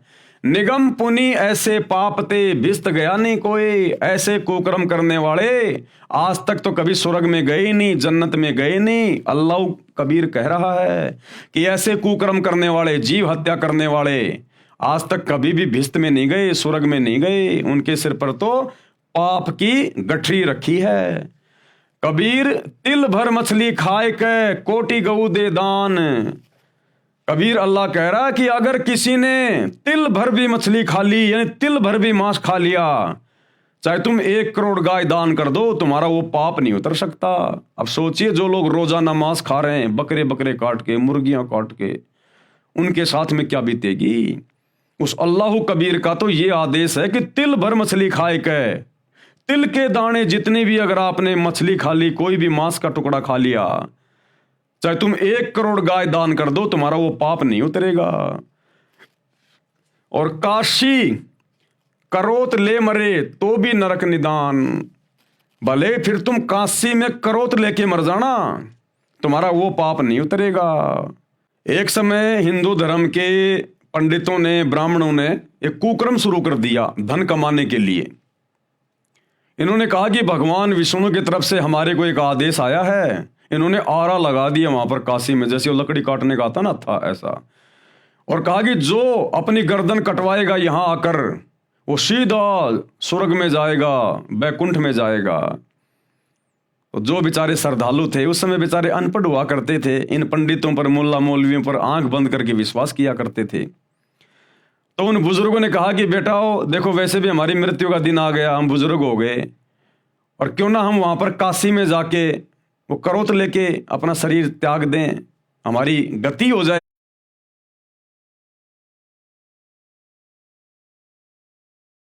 सारा उनको एक्स्ट्रा उनको पैसा दे दिया करते थे। अब उन पंडितों ने देखा रे भाई भीड़ बहुत ज्यादा होने लग गई, बड़ी समस्या हो गई। उसके बाद उन्होंने एक आरा लगा दिया वहां पर गर्दन काटने का, और कहा कि भगवान विष्णु की तरफ से हमें आदेश आया है अगर किसी ने जल्दी भिस्त में जाना है स्वर्ग में जाना है तो आरे से गर्दन कटवा लो, और भैया आरे से गर्दन कटवाने के थोड़े पैसा एक्स्ट्रा लगेंगे। तो उन बुजुर्गों ने अपने बच्चों को बताया कि भाई ऐसे ऐसे है, हमें मरना तो है ही, 5-10 रुपये और दे दो पंडित जी को, हम जल्दी चले जाएंगे। तो उन लोगों ने, उन स्वार्थी पंडितों ने, उन धर्म के ठेकेदारों ने शैतान की प्रेरणा से, काल की प्रेरणा से वहां पर इंसानों को काटना शुरू कर दिया, इंसानों को काटना। तो कबीर परमात्मा कहते हैं अगर तूने तिल भर भी मांस खा लिया चाहे तू 1 करोड़ दान कर देना गायें, और चाहे तू काशी में जाके वो करोत लेके अपनी गर्दन कटवा के मर जाना, तो भी तेरे को बैकुंठ नहीं मिलेगा, घोर दंड का भागी बनेगा। कबीर तिल भर मछली खाए कह कोटि गऊ दे दान, काशी करोत ले मरे तो भी नरक निदान, नरक में जाएगा। कबीर बकरी पाती खात है ताकि काडी खाल, और जो बकरी को खात है तिनका कौन हवाल। कबीर परमात्मा अल्लाह कबीर मांस खाने के विषय में हम नर और नारियों को चेता रहे हैं कि ए मूर्खो, इस शैतान के प्रभाव में आके जो तुम ये कुकर्म कर रहे हो ना, उस अल्लाह का क्या आदेश है कि बकरी पाती खात है ताकि काडी खाल, कि नादानो विचार करो, बकरी शाकाहारी जानवर होता है, बेचारी घास फूस खा के किसी का दिल नहीं दुखाती, कोई हत्या नहीं करती, बेचारी सारा दिन घास फूस खा के अपना पेट भरती है, और उस बकरी की भी अंत में खाल उतारी जाती है। बकरी पाती खात है यानी वो तो बेचारी घास फूस खा के अपना पेट भर रही है, शाकाहारी है, और उसकी भी अंत में खाल उतारी जाती है, दुर्गति से उसकी मौत होती है। बकरी पाती खात है ताकि काडी खाल, और जो बकरी को खा रहे हैं उनका क्या होगा हवाल। और नालायक, तुम तो मांस खा रहे हो, तुम तो उस बकरी को खा रहे हो, सोचो तुम्हारा अंत में क्या होगा। जब घास फूस खाने वाली बकरी का ये हाल हो रहा है, तो बकरी को खाने वालों का क्या हाल होगा। परमात्मा हमें डरा रहे हैं सच्चाई बताकर। तो मुसलमान भाइयों, हिंदू भाइयों, जिस भी धर्म के भाई बहनों जो मांस खाते हैं, विचार कर लेना, इतनी भयंकर सजा मिलेगी परमात्मा के दरबार में जो कुकर्म तुम कर रहे हो। कबीर मुल्ला तुझे करीम का कब आया फरमान, कि हे मुल्ला, हे मौलवी, जो तू मांस काट रहा है ना, प्रसाद बना के बांट रहा है, तुझे उस करीम अल्लाह का, उस दयालु अल्लाह का तुझे कब ये आदेश आया। घट फोड़ा घर घर बांटा साहब का निशान। हे मुल्ला, हे मौलवी, हे काजी, तुझे उस करीम अल्लाह की तरफ से, अल्लाह कबीर की तरफ से कब आदेश आया ये जीव हत्या करने का, जो तू जीव काट काट के, ये कलमा पढ़ पढ़ के तू ये प्रसाद रूप में बांट रहा है। कबीर काजी का बेटा मुआ उर में साल पीर। कबीर परमात्मा कहते हैं, हे काजी, अगर तेरा बेटा मर जाता है तो तेरे हृदय में बहुत ज्यादा पीड़ा होती है, तकलीफ होती है। वह साहब सबका पिता भला न माने वीर, और वो साहब, वो अल्लाह तो सबका पिता है। कि मुल्ला, जब तेरा बेटा मर जाता है तो तुझे कितनी पीड़ा होती है, और वो साहब, वो कबीर अल्लाह तो सबका पिता है, गधे का, सूअर का, बकरी का, भेड़ का, इंसान का। और तू उस कबीर अल्लाह की आत्माओं को काट काट के खा रहा है, उसके बेटा बेटियों को काट काट के खा रहा है, वो कितना दुखी हो रहा होगा। ए मुल्ला, ए मौलवी, ए मांस खाने वालों, तुम्हारे साथ में क्या बीतेगी अंत में। कबीर पीर सबन को एक सी मूर्ख जाने नहीं। कबीर अल्लाह कह रहे हैं कि सबको एक जैसी पीड़ा होती है, चाहे बकरी हो, चाहे चींटी हो, चाहे हाथी हो, चाहे इंसान हो, सबके अंदर आत्मा है, सबका एक जैसा ही शरीर है अंदर, सबको पीड़ा होती है। देखिए, अपने बेटे का कोई नाखून उतार के खा के दिखाए, जो बकरी का गला काट देते हैं, गाय काट देते हैं, सूअर काट देते हैं, उस अल्लाह के बच्चों को मार मार के खा रहे हो। अपने बच्चे की उंगली काट के खा के दिखाओ कोई, तो कहते हैं पीड़ा सबको एक जैसी होती है। वो बकरा बकरी जो कसाई की दुकान पे बंधे होते हैं, और जब दूसरे बकरे को काटा जाता है तो वो देख देख के रोते हैं, वो भयभीत होते हैं, वो कि भाई हमारा भी नंबर आएगा, हमारा भी नंबर आएगा।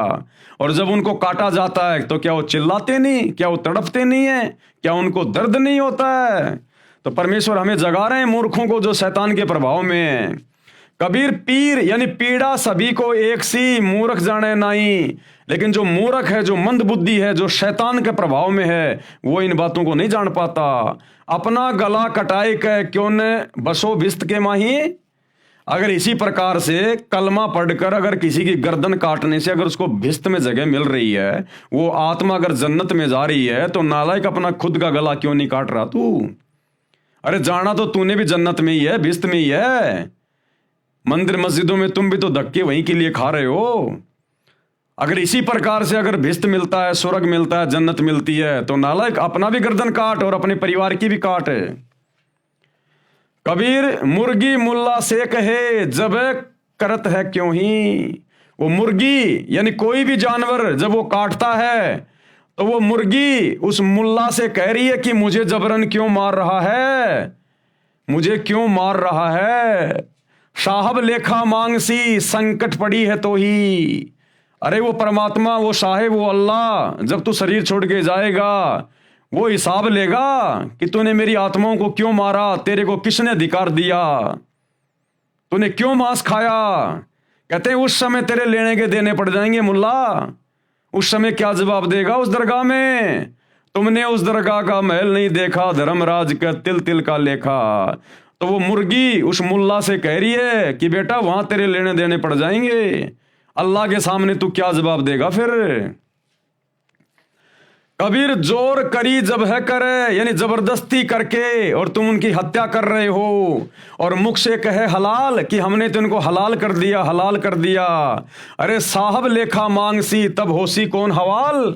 जब वो परवरदिगार तेरे से लेखा मांगेगा, तेरा हिसाब किताब करेगा, तब वहां पर तेरी कौन रक्षा करेगा, तब तेरा कौन हवाल होगा वहां पर। उस दिन की सोच डर। कबीर जोर किया जुल्म है मांगे जवाब खुदाए। आज जो तुम जोर जबरदस्ती जानवरों को मार रहे हो, काट रहे हो, तुम जुल्म कर रहे हो, वो खुदा तुमसे जवाब मांगेगा। और खालिक दर खूनी बड़ा मार मुही मुंह खाए। उस खालिक यानी उस परवरदिगार के दरबार में, उसकी दरगाह में जब तू खूनी हत्यारा वहां पर खड़ा होगा तो वहां पर तू मुंह ऊपर करके बात नहीं कर पाएगा। कबीर गला काट कलमा भरे किया कहे हलाल, साहब लेखा मांगसी तब होसी सवाल जवाब। कबीर गला गुस्सा का काटिए मियाँ कहर को मार, जो पांचों बिस्मिल करे तब पावे दीदार। कि कैसे तुम उस परमात्मा की दीदार करोगे जो ऐसे निकृष्ट कर्म यहां कर रहे हो जीव हत्या करके। कबीर ये सब झूठी बंदगी बेरिया पांच नमाज, कि ये तुम्हारी झूठी बंदगी है, ये तुम्हारी झूठी इबादत है। ये तुम दिन में तो रोजे करते हो, नमाज पढ़ते हो, रात को तुम जीव हत्या करते हो, बकरी काटते हो, गाय काटते हो, मुर्गा काटते हो। ये क्या बंदगी है तुम्हारी, क्या तुम ये भक्ति कर रहे हो। कबीर ये सब झूठी बंदगी बेरिया पांच नमाज, सांचे ही मारे झूठ पड़ी काजी करे अकाज। कबीर दिन को रोजा रहत है, दिन में तो तुम रोजा कर रहे हो, तुम ये व्रत कर रहे हो, और रात हनत है गाय, और जैसे ही रात्रि होती है तुम जानवर को काट देते हो, गाय को काट देते हो। यह खून वह बंदगी, एक तरफ तो तुम अल्लाह की इबादत कर रहे हो, दूसरी तरफ उसी की आत्मा, उसी की रूह को काट रहे हो। कहूं क्यों खुशी खुदाए। अरे ये कुकर्म करने से अल्लाह भला कैसे प्रसन्न होगा, कैसे खुश होगा तुमसे। कबीरा तेई पीर है जो जाने पर पीर। कबीर परमात्मा कहते हैं कि वास्तव में वही पीर है, यानी परमात्मा को जानने वाला है, अच्छी आत्मा है, जो जाने पर पीर, जो दूसरे की पीड़ा को जानता है। और जो पर पीर ने जान है, जो दूसरे की पीड़ा को नहीं जानता, सो काफिर बेपीर, वो तो काफिर है, काफिर। कबीर खूब खाना खिचड़ी, कि देखो खिचड़ी खाओ, दाल चावल खाओ, बासमती चावल खाओ, उसमें घी डालो देसी, ये है खाना, ये वाला खाना खाओ। कबीर खूब खाना खिचड़ी माही पड़ी टुकलोन, और मांस पराया खाए के गला कटावे कौन। नालायक ये जानवरों का मांस काट के तू खा जाता है, कहते हैं तेरा भी गला काटा जाएगा, ये तुझे इसका हिसाब किताब देना पड़ेगा। बदला कहीं न जात है तीन लोग के माही। कबीर कहता हूं कहीं जात हूं कहा जो मान हमार। कबीर अल्लाह कह रहा है, वो समर्थ परमात्मा, कि मैं तुमसे कह रहा हूं भाई मेरी बात मानो। और जाका गला तुम काट हो, जिसका आज तुम गला काट रहे हो, गर्दन काट रहे हो, सो फिर काटे तुम्हार, वो फिर एक दिन तुम्हारा गला काटेगा। आज चाहे मुल्ला हो, मौलवी हो, हिंदू हो, कोई भी हो, और जो आज जीव हत्या कर रहा है या फिर मांस खा रहा है बाहर से ला के, अगले जन्म में उस मुल्ला मौलवी ने जितने भी जानवर काटे हैं, बकरे काटे हैं, मुर्गे काटे हैं, वो बकरे और मुर्गे तो बनेंगे मौलवी, मुल्ला, कसाई, और वो कसाई मुल्ला मौलवी बनेगा अगले जन्म में मुर्गा बकरी, और इसी प्रकार से फिर अपना गला कटवाना पड़ेगा। ये यहाँ का रूल है, यहाँ का नियम है। तो परमात्मा कहते हैं, कबीर कहता हूं कहीं जात हूं कहा जो मान हमार, और जिसका गला तुम काट रहे हो सो फिर काटेगा तुम्हारे। कबीर हिंदू के दया नहीं मेहर तुरक के नाही। कबीर परमात्मा कह रहे हैं कि हिंदू के हृदय में बिल्कुल भी दया नहीं है जो मांस खाते हैं, और मेहर तुरक के नाही, और तुर्क यानी मुसलमान के भी बिल्कुल मेहर नहीं है, दया नहीं है। कहे कबीर दोनों गया लख 84 माही। ऐसा कुकर्म करने वाला चाहे हिंदू हो चाहे मुसलमान हो, दोनों 84 लाख योनियों में जाएंगे, गधे कुत्ते बन के अपना कर्म भोगेंगे। कबीर मुसलमान मारे करद से, यानी मुसलमान कहता है हम तो झटके से नहीं मारते, हम तो हलाल करते हैं, धीरे से गला काटते हैं, दर्द नहीं होता। तो कबीर परमात्मा कहते हैं बेटा चाहे धीरे से काट और चाहे झटके से काट, वो आत्मा तो मरी गई। क्या कहते हैं? कबीर मुसलमान मारे करद से और हिंदू मारे तलवार। हिंदू कहते हैं हम तो एक झटके में काट देते हैं, दर्द ही नहीं होने देते।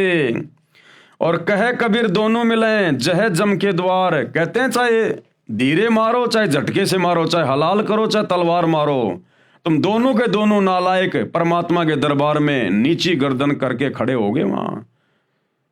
वहां पर तुम्हारे को लेने देने पड़ जाएंगे उस परमात्मा के दरबार में। दोनों कहां मिलेंगे? जम के द्वार है। उपरोक्त अमृतवाणी में कबीर खुदा यानी कबीर परमेश्वर ने समझाया है कि जो व्यक्ति मांस खाते हैं, शराब पीते हैं, सत्संग सुनकर भी बुराई नहीं त्यागते, उपदेश प्राप्त नहीं करते, उन्हें तो साक्षात राक्षस जानो, राक्षस। अनजाने में गलती ना जाने किससे हो जाए, यदि वह बुराई करने वाला व्यक्ति सत्संग विचार सुनकर बुराई त्याग कर भगवान की भक्ति करने लग जाता है तो वह नेक आत्मा है। यानी जब तक आपको सतगुरु रामपाल जी परमेश्वर जी का ज्ञान नहीं है, इस सच्चे अल्लाह का ज्ञान नहीं है, जब तक आप इनकी शरण में नहीं आते हैं, तब तक आपने जो भी कुछ किया वो आपने एक प्रकार से अनजाने में किया। यदि आप सतगुरु रामपाल जी की शरण में आ जाते हैं और अपनी सत भक्ति शुरू कर देते हैं, वो कुकर्म छोड़ देते हैं, तो परमेश्वर तुम्हारे पिछले सारे कुकर्मों को माफ कर देगा। ये समर्थ है, और आगे तुम्हें ज्ञान ऐसा दे देगा जिंदगी में तुम कभी चींटी को भी नहीं सताओगे। और भाई यदि तुम सतगुरु रामपाल जी की शरण में आए नहीं और तुमने जितनी भी जीव हत्या की हैं, भैया तुमने फिर अपना वो भोग भोगना पड़ेगा।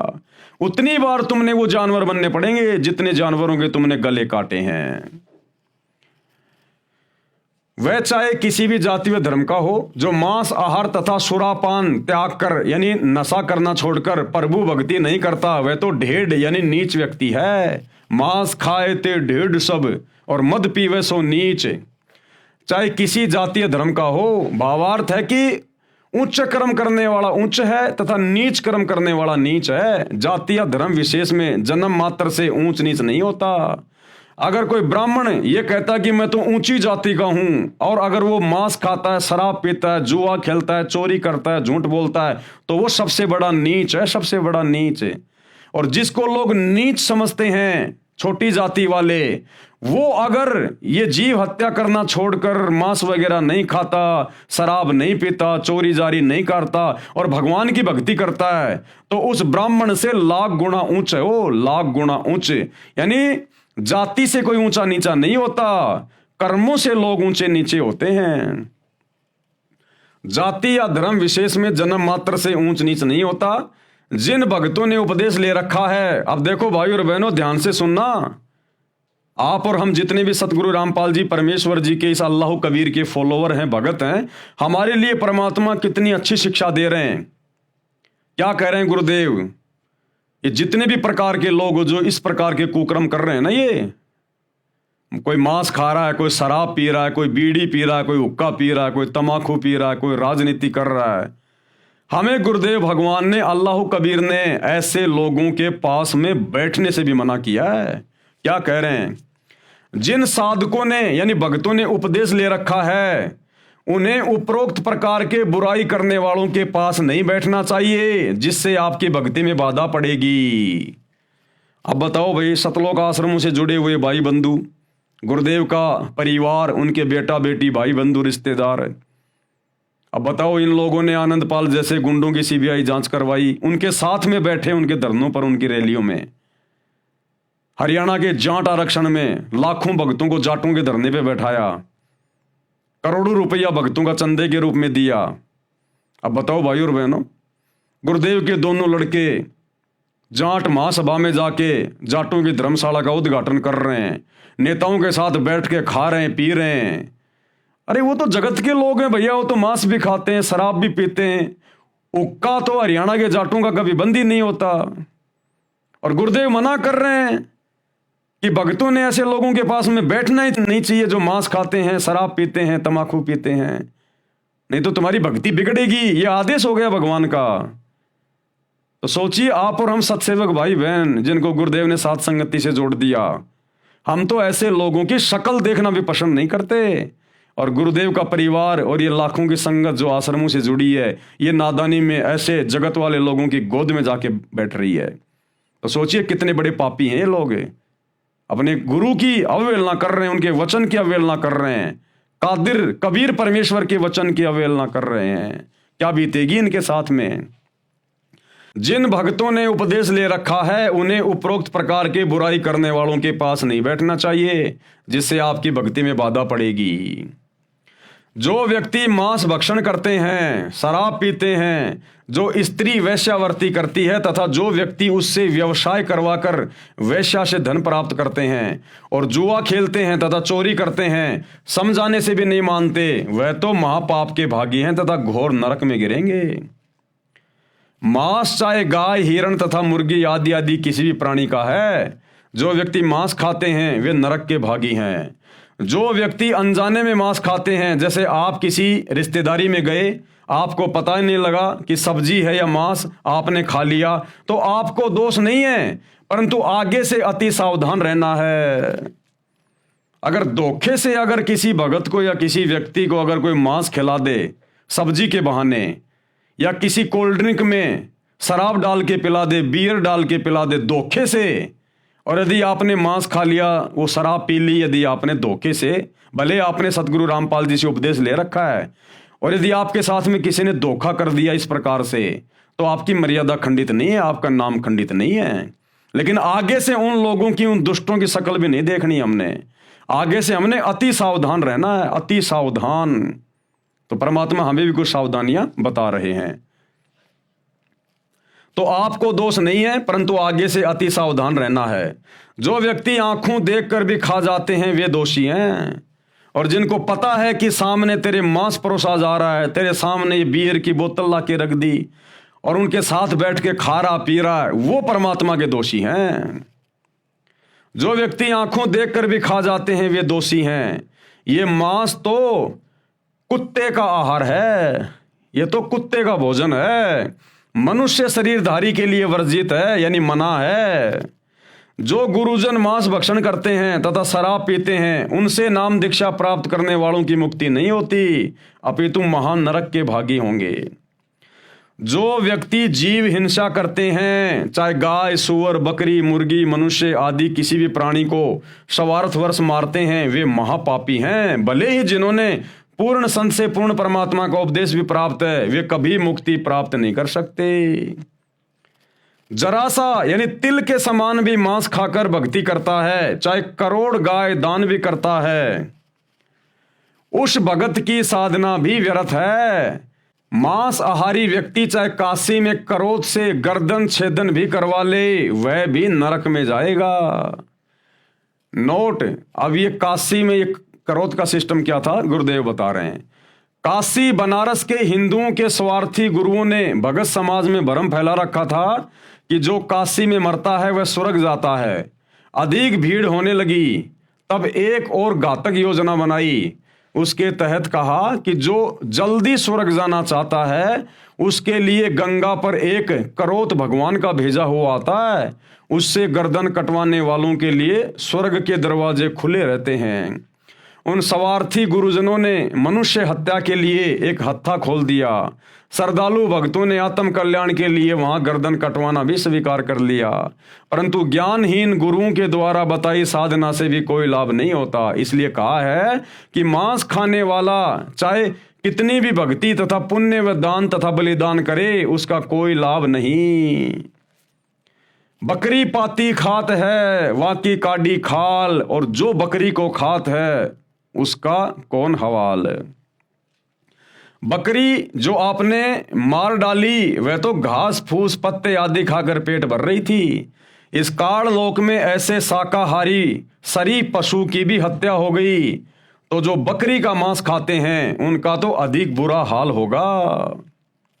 पशु आदि जो हलाल बिस्मिल आदि करके मांस खाने व प्रसाद रूप में वितरित करने का आदेश दयालु यानी करीम प्रभु का कब प्राप्त हुआ कि हे मुल्ला, तुझे ये मांस काट कर प्रसाद बनाकर खाने का और बांटने का उस करीम अल्लाह परवरदिगार सुप्रीम गॉड कबीर से कब तुझे आदेश प्राप्त हुआ। क्योंकि पवित्र बाइबल उत्पत्ति ग्रंथ में पूर्ण परमात्मा ने 6 दिन में सृष्टि रची, 7वें दिन ऊपर तख्त पर जा बैठा तथा सब मनुष्यों के आहार के लिए आदेश किया था कि मैंने तुम्हारे खाने के लिए फलदार वृक्ष तथा बीजदार पौधे दिए। उस करीम यानी दयालु पूर्ण परमात्मा की ओर से आपको फिर से कब आदेश हुआ। वह कौन सी कुरान में लिखा है। पूर्ण परमात्मा सब मनुष्यों आदि की सृष्टि रचकर ब्रह्म जिसे अव्यक्त कहते हैं, शैतान जो कभी सामने प्रकट नहीं होता, गुप्त कार्य करता तथा करवाता रहता है, उसको दे दिया।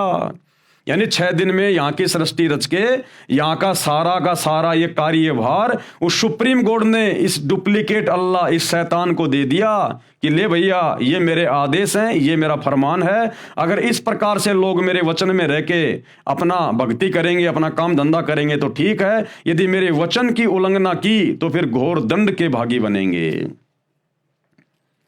बाद में पवित्र बाइबल तथा पवित्र कुरान शरीफ या कुरान मजीद आदि ग्रंथों में जो विवरण है वह ब्रह्म यानी काल ज्योति निरंजन का तथा उसके फरिश्तों का है।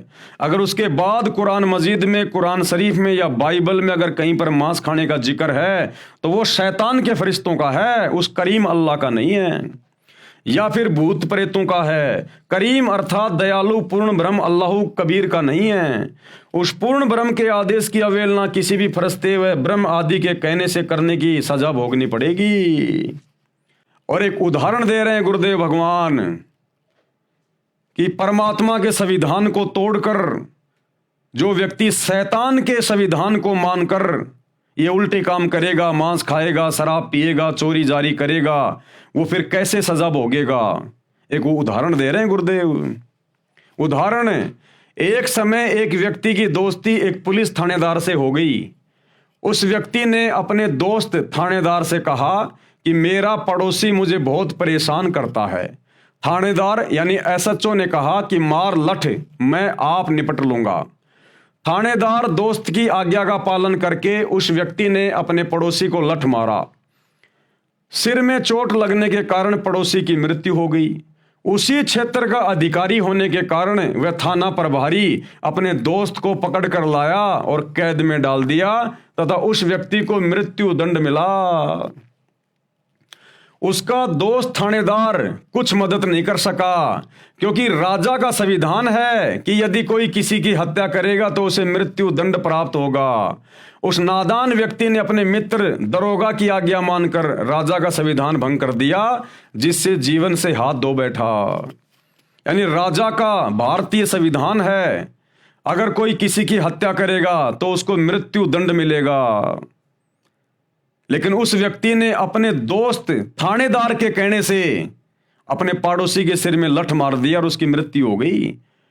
और उसके बाद राजा के संविधान अनुसार वही थानेदार जो उसी क्षेत्र का था अपने दोस्त को पकड़ के लेके आया और राजा के संविधान के अनुसार उसको जेल में डाला, उसको मृत्यु दंड की सजा हुई। फिर तो गुरुदेव समझाना चाहते हैं कि उस पूर्ण परमात्मा राजा कबीर अल्लाह का संविधान है जो 6 दिन में सृष्टि रची। उन्होंने जो भी नियम बनाए कि मांस नहीं खाना, अगर मांस खाओगे तो ये दंड मिलेगा, नशा करोगे तो ये दंड मिलेगा। अब यदि उस परमात्मा के बाद कोई इस डुप्लीकेट अल्लाह, इस डुप्लीकेट खुदा, इस शैतान यानी काल की आज्ञा मानकर या उनके फरिश्तों की आज्ञा मानकर अब यदि कोई मांस खाता है, शराब पीता है, 2 नंबर के काम करता है, तो भैया वो कबीर अल्लाह की तरफ से दंड का भागी है, दंड का भागी। ठीक इसी प्रकार पूर्ण परमात्मा की आज्ञा की अवहेलना करने वाला पाप का भागी होगा, क्योंकि कुरान शरीफ और कुरान मजीद का ज्ञान ब्रह्म यानी शैतान ज्योति निरंजन, जिसे आप अव्यक्त कहते हो यानी जो दिखाई नहीं देता, उसका दिया हुआ है। इसमें उसी का आदेश है तथा पवित्र बाइबल में केवल उत्पत्ति ग्रंथ के प्रारंभ में पूर्ण प्रभु का आदेश है। पवित्र बाइबल में हजरत आदम तथा उसकी पत्नी हवा को उस पूर्ण परमात्मा ने बनाया। बाबा आदम की वंशज संतान हजरत इजराइल, राजा दाऊद, हजरत मूसा, हजरत ईसा तथा हजरत मोहम्मद आदि को माना है। पूर्ण परमात्मा तो 6 दिन में सृष्टि रचकर तख्त पर विराजमान हो गया।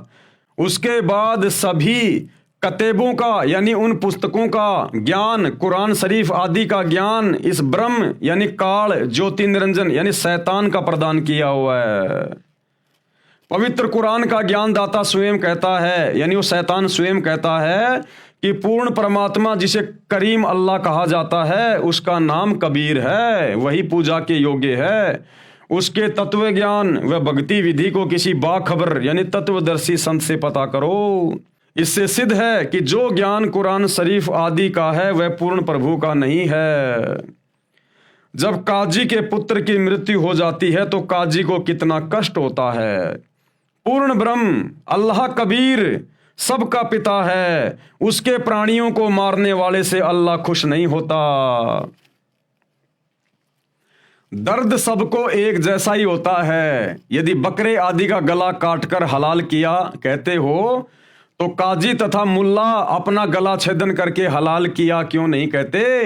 यानी अपनी जान प्रिय लगती है, क्या बकरे को अपनी जान प्रिय नहीं है? जिस समय बकरी को मुल्ला मारता है तो वह बेजुबान प्राणी आंखों में आंसू भरकर म्या म्या करके समझाना चाहता है कि हे मुल्ला, मुझे मारकर पाप का भागी मत बन। जब परमेश्वर के घर न्याय अनुसार लेखा किया जाएगा उस समय तुझे बहुत संकट का सामना करना पड़ेगा। वो जो बकरी बकरा मुर्गा मुर्गी वो जो रोते हैं ना अपना गला कटवाते समय, उस समय वो उसे समझा रहे होते हैं आत्मा से कि भाई क्यों ये पाप मोल ले रहा है, क्यों मेरा गला काट के उस करीम अल्लाह कबीर अल्लाह का दोषी बन रहा है। तुझे सख्त से सख्त सजा मिलेगी। उस परमेश्वर की दरगाह में न्याय होगा, वहां तुझे दंड दिया जाएगा। अरे मैं भी उसी की आत्मा हूं, उसी का बच्चा हूं, और मुल्ला तू भी उसी का बच्चा है। हम तो आपस में भाई बहन हैं। ये तो हमारे ये कर्म इतने बिगड़ गए, कभी तू बकरा बनता कभी मैं बकरा बनता हूं। भाई तू ये गंदा काम ना कर।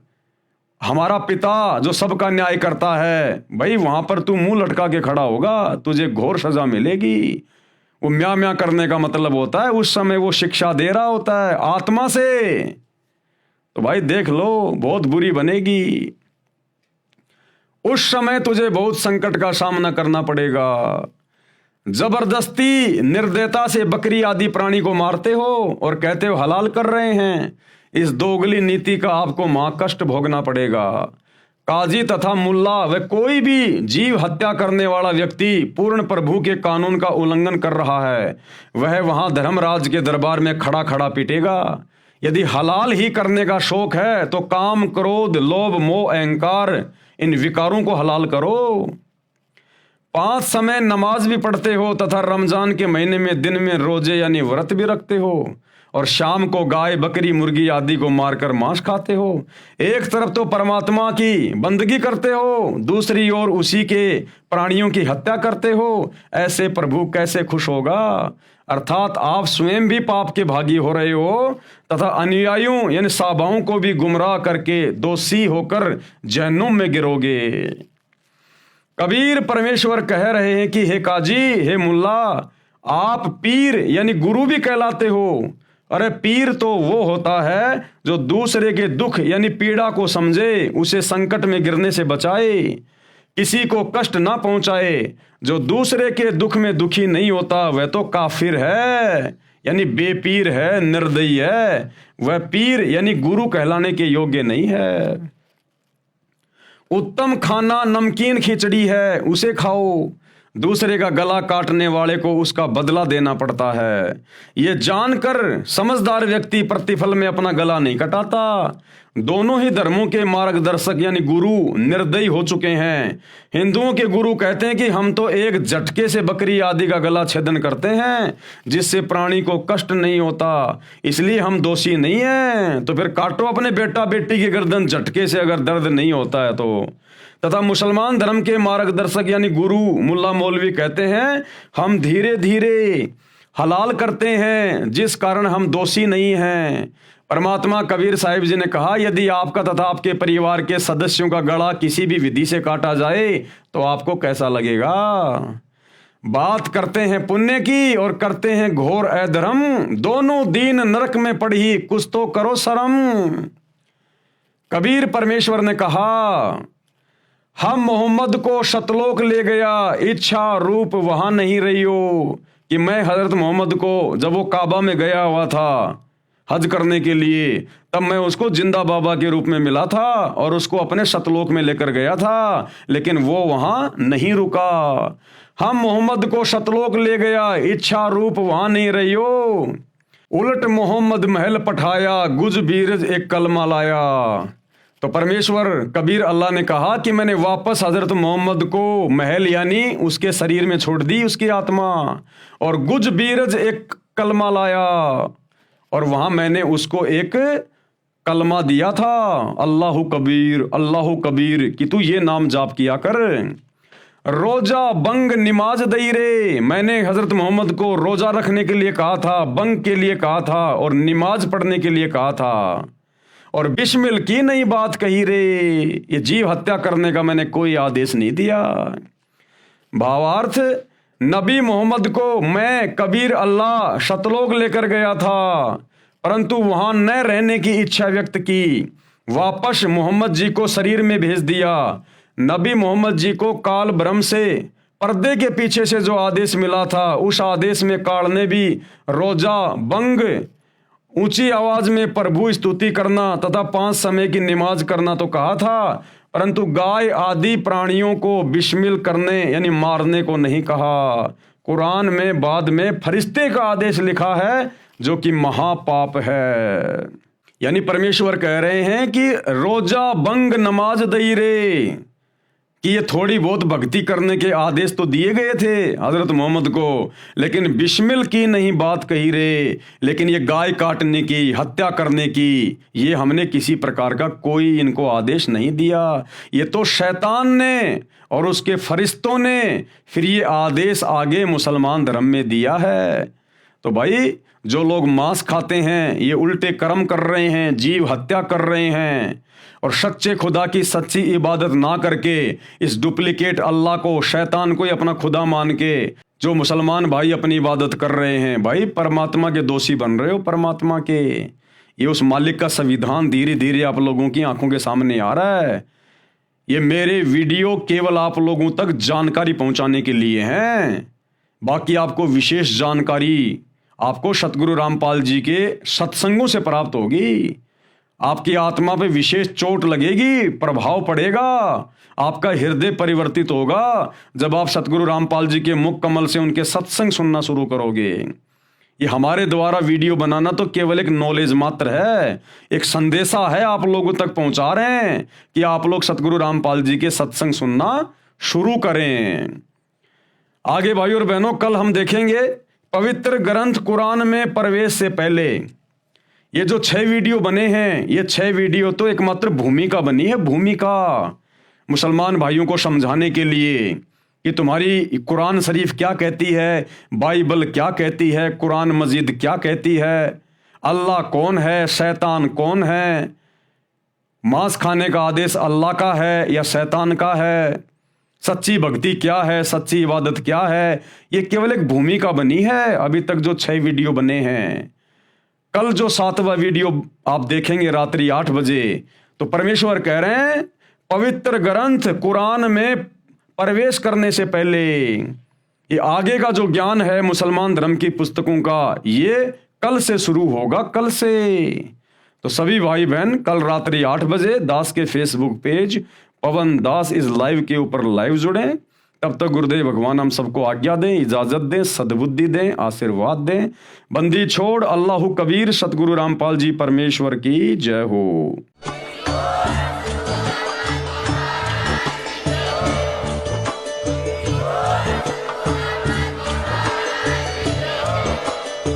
भाई जो गुरु बचन पे डट के, कट गे फंद 84 के, कट गे फंद 84 के, कट गे फंद 84 के।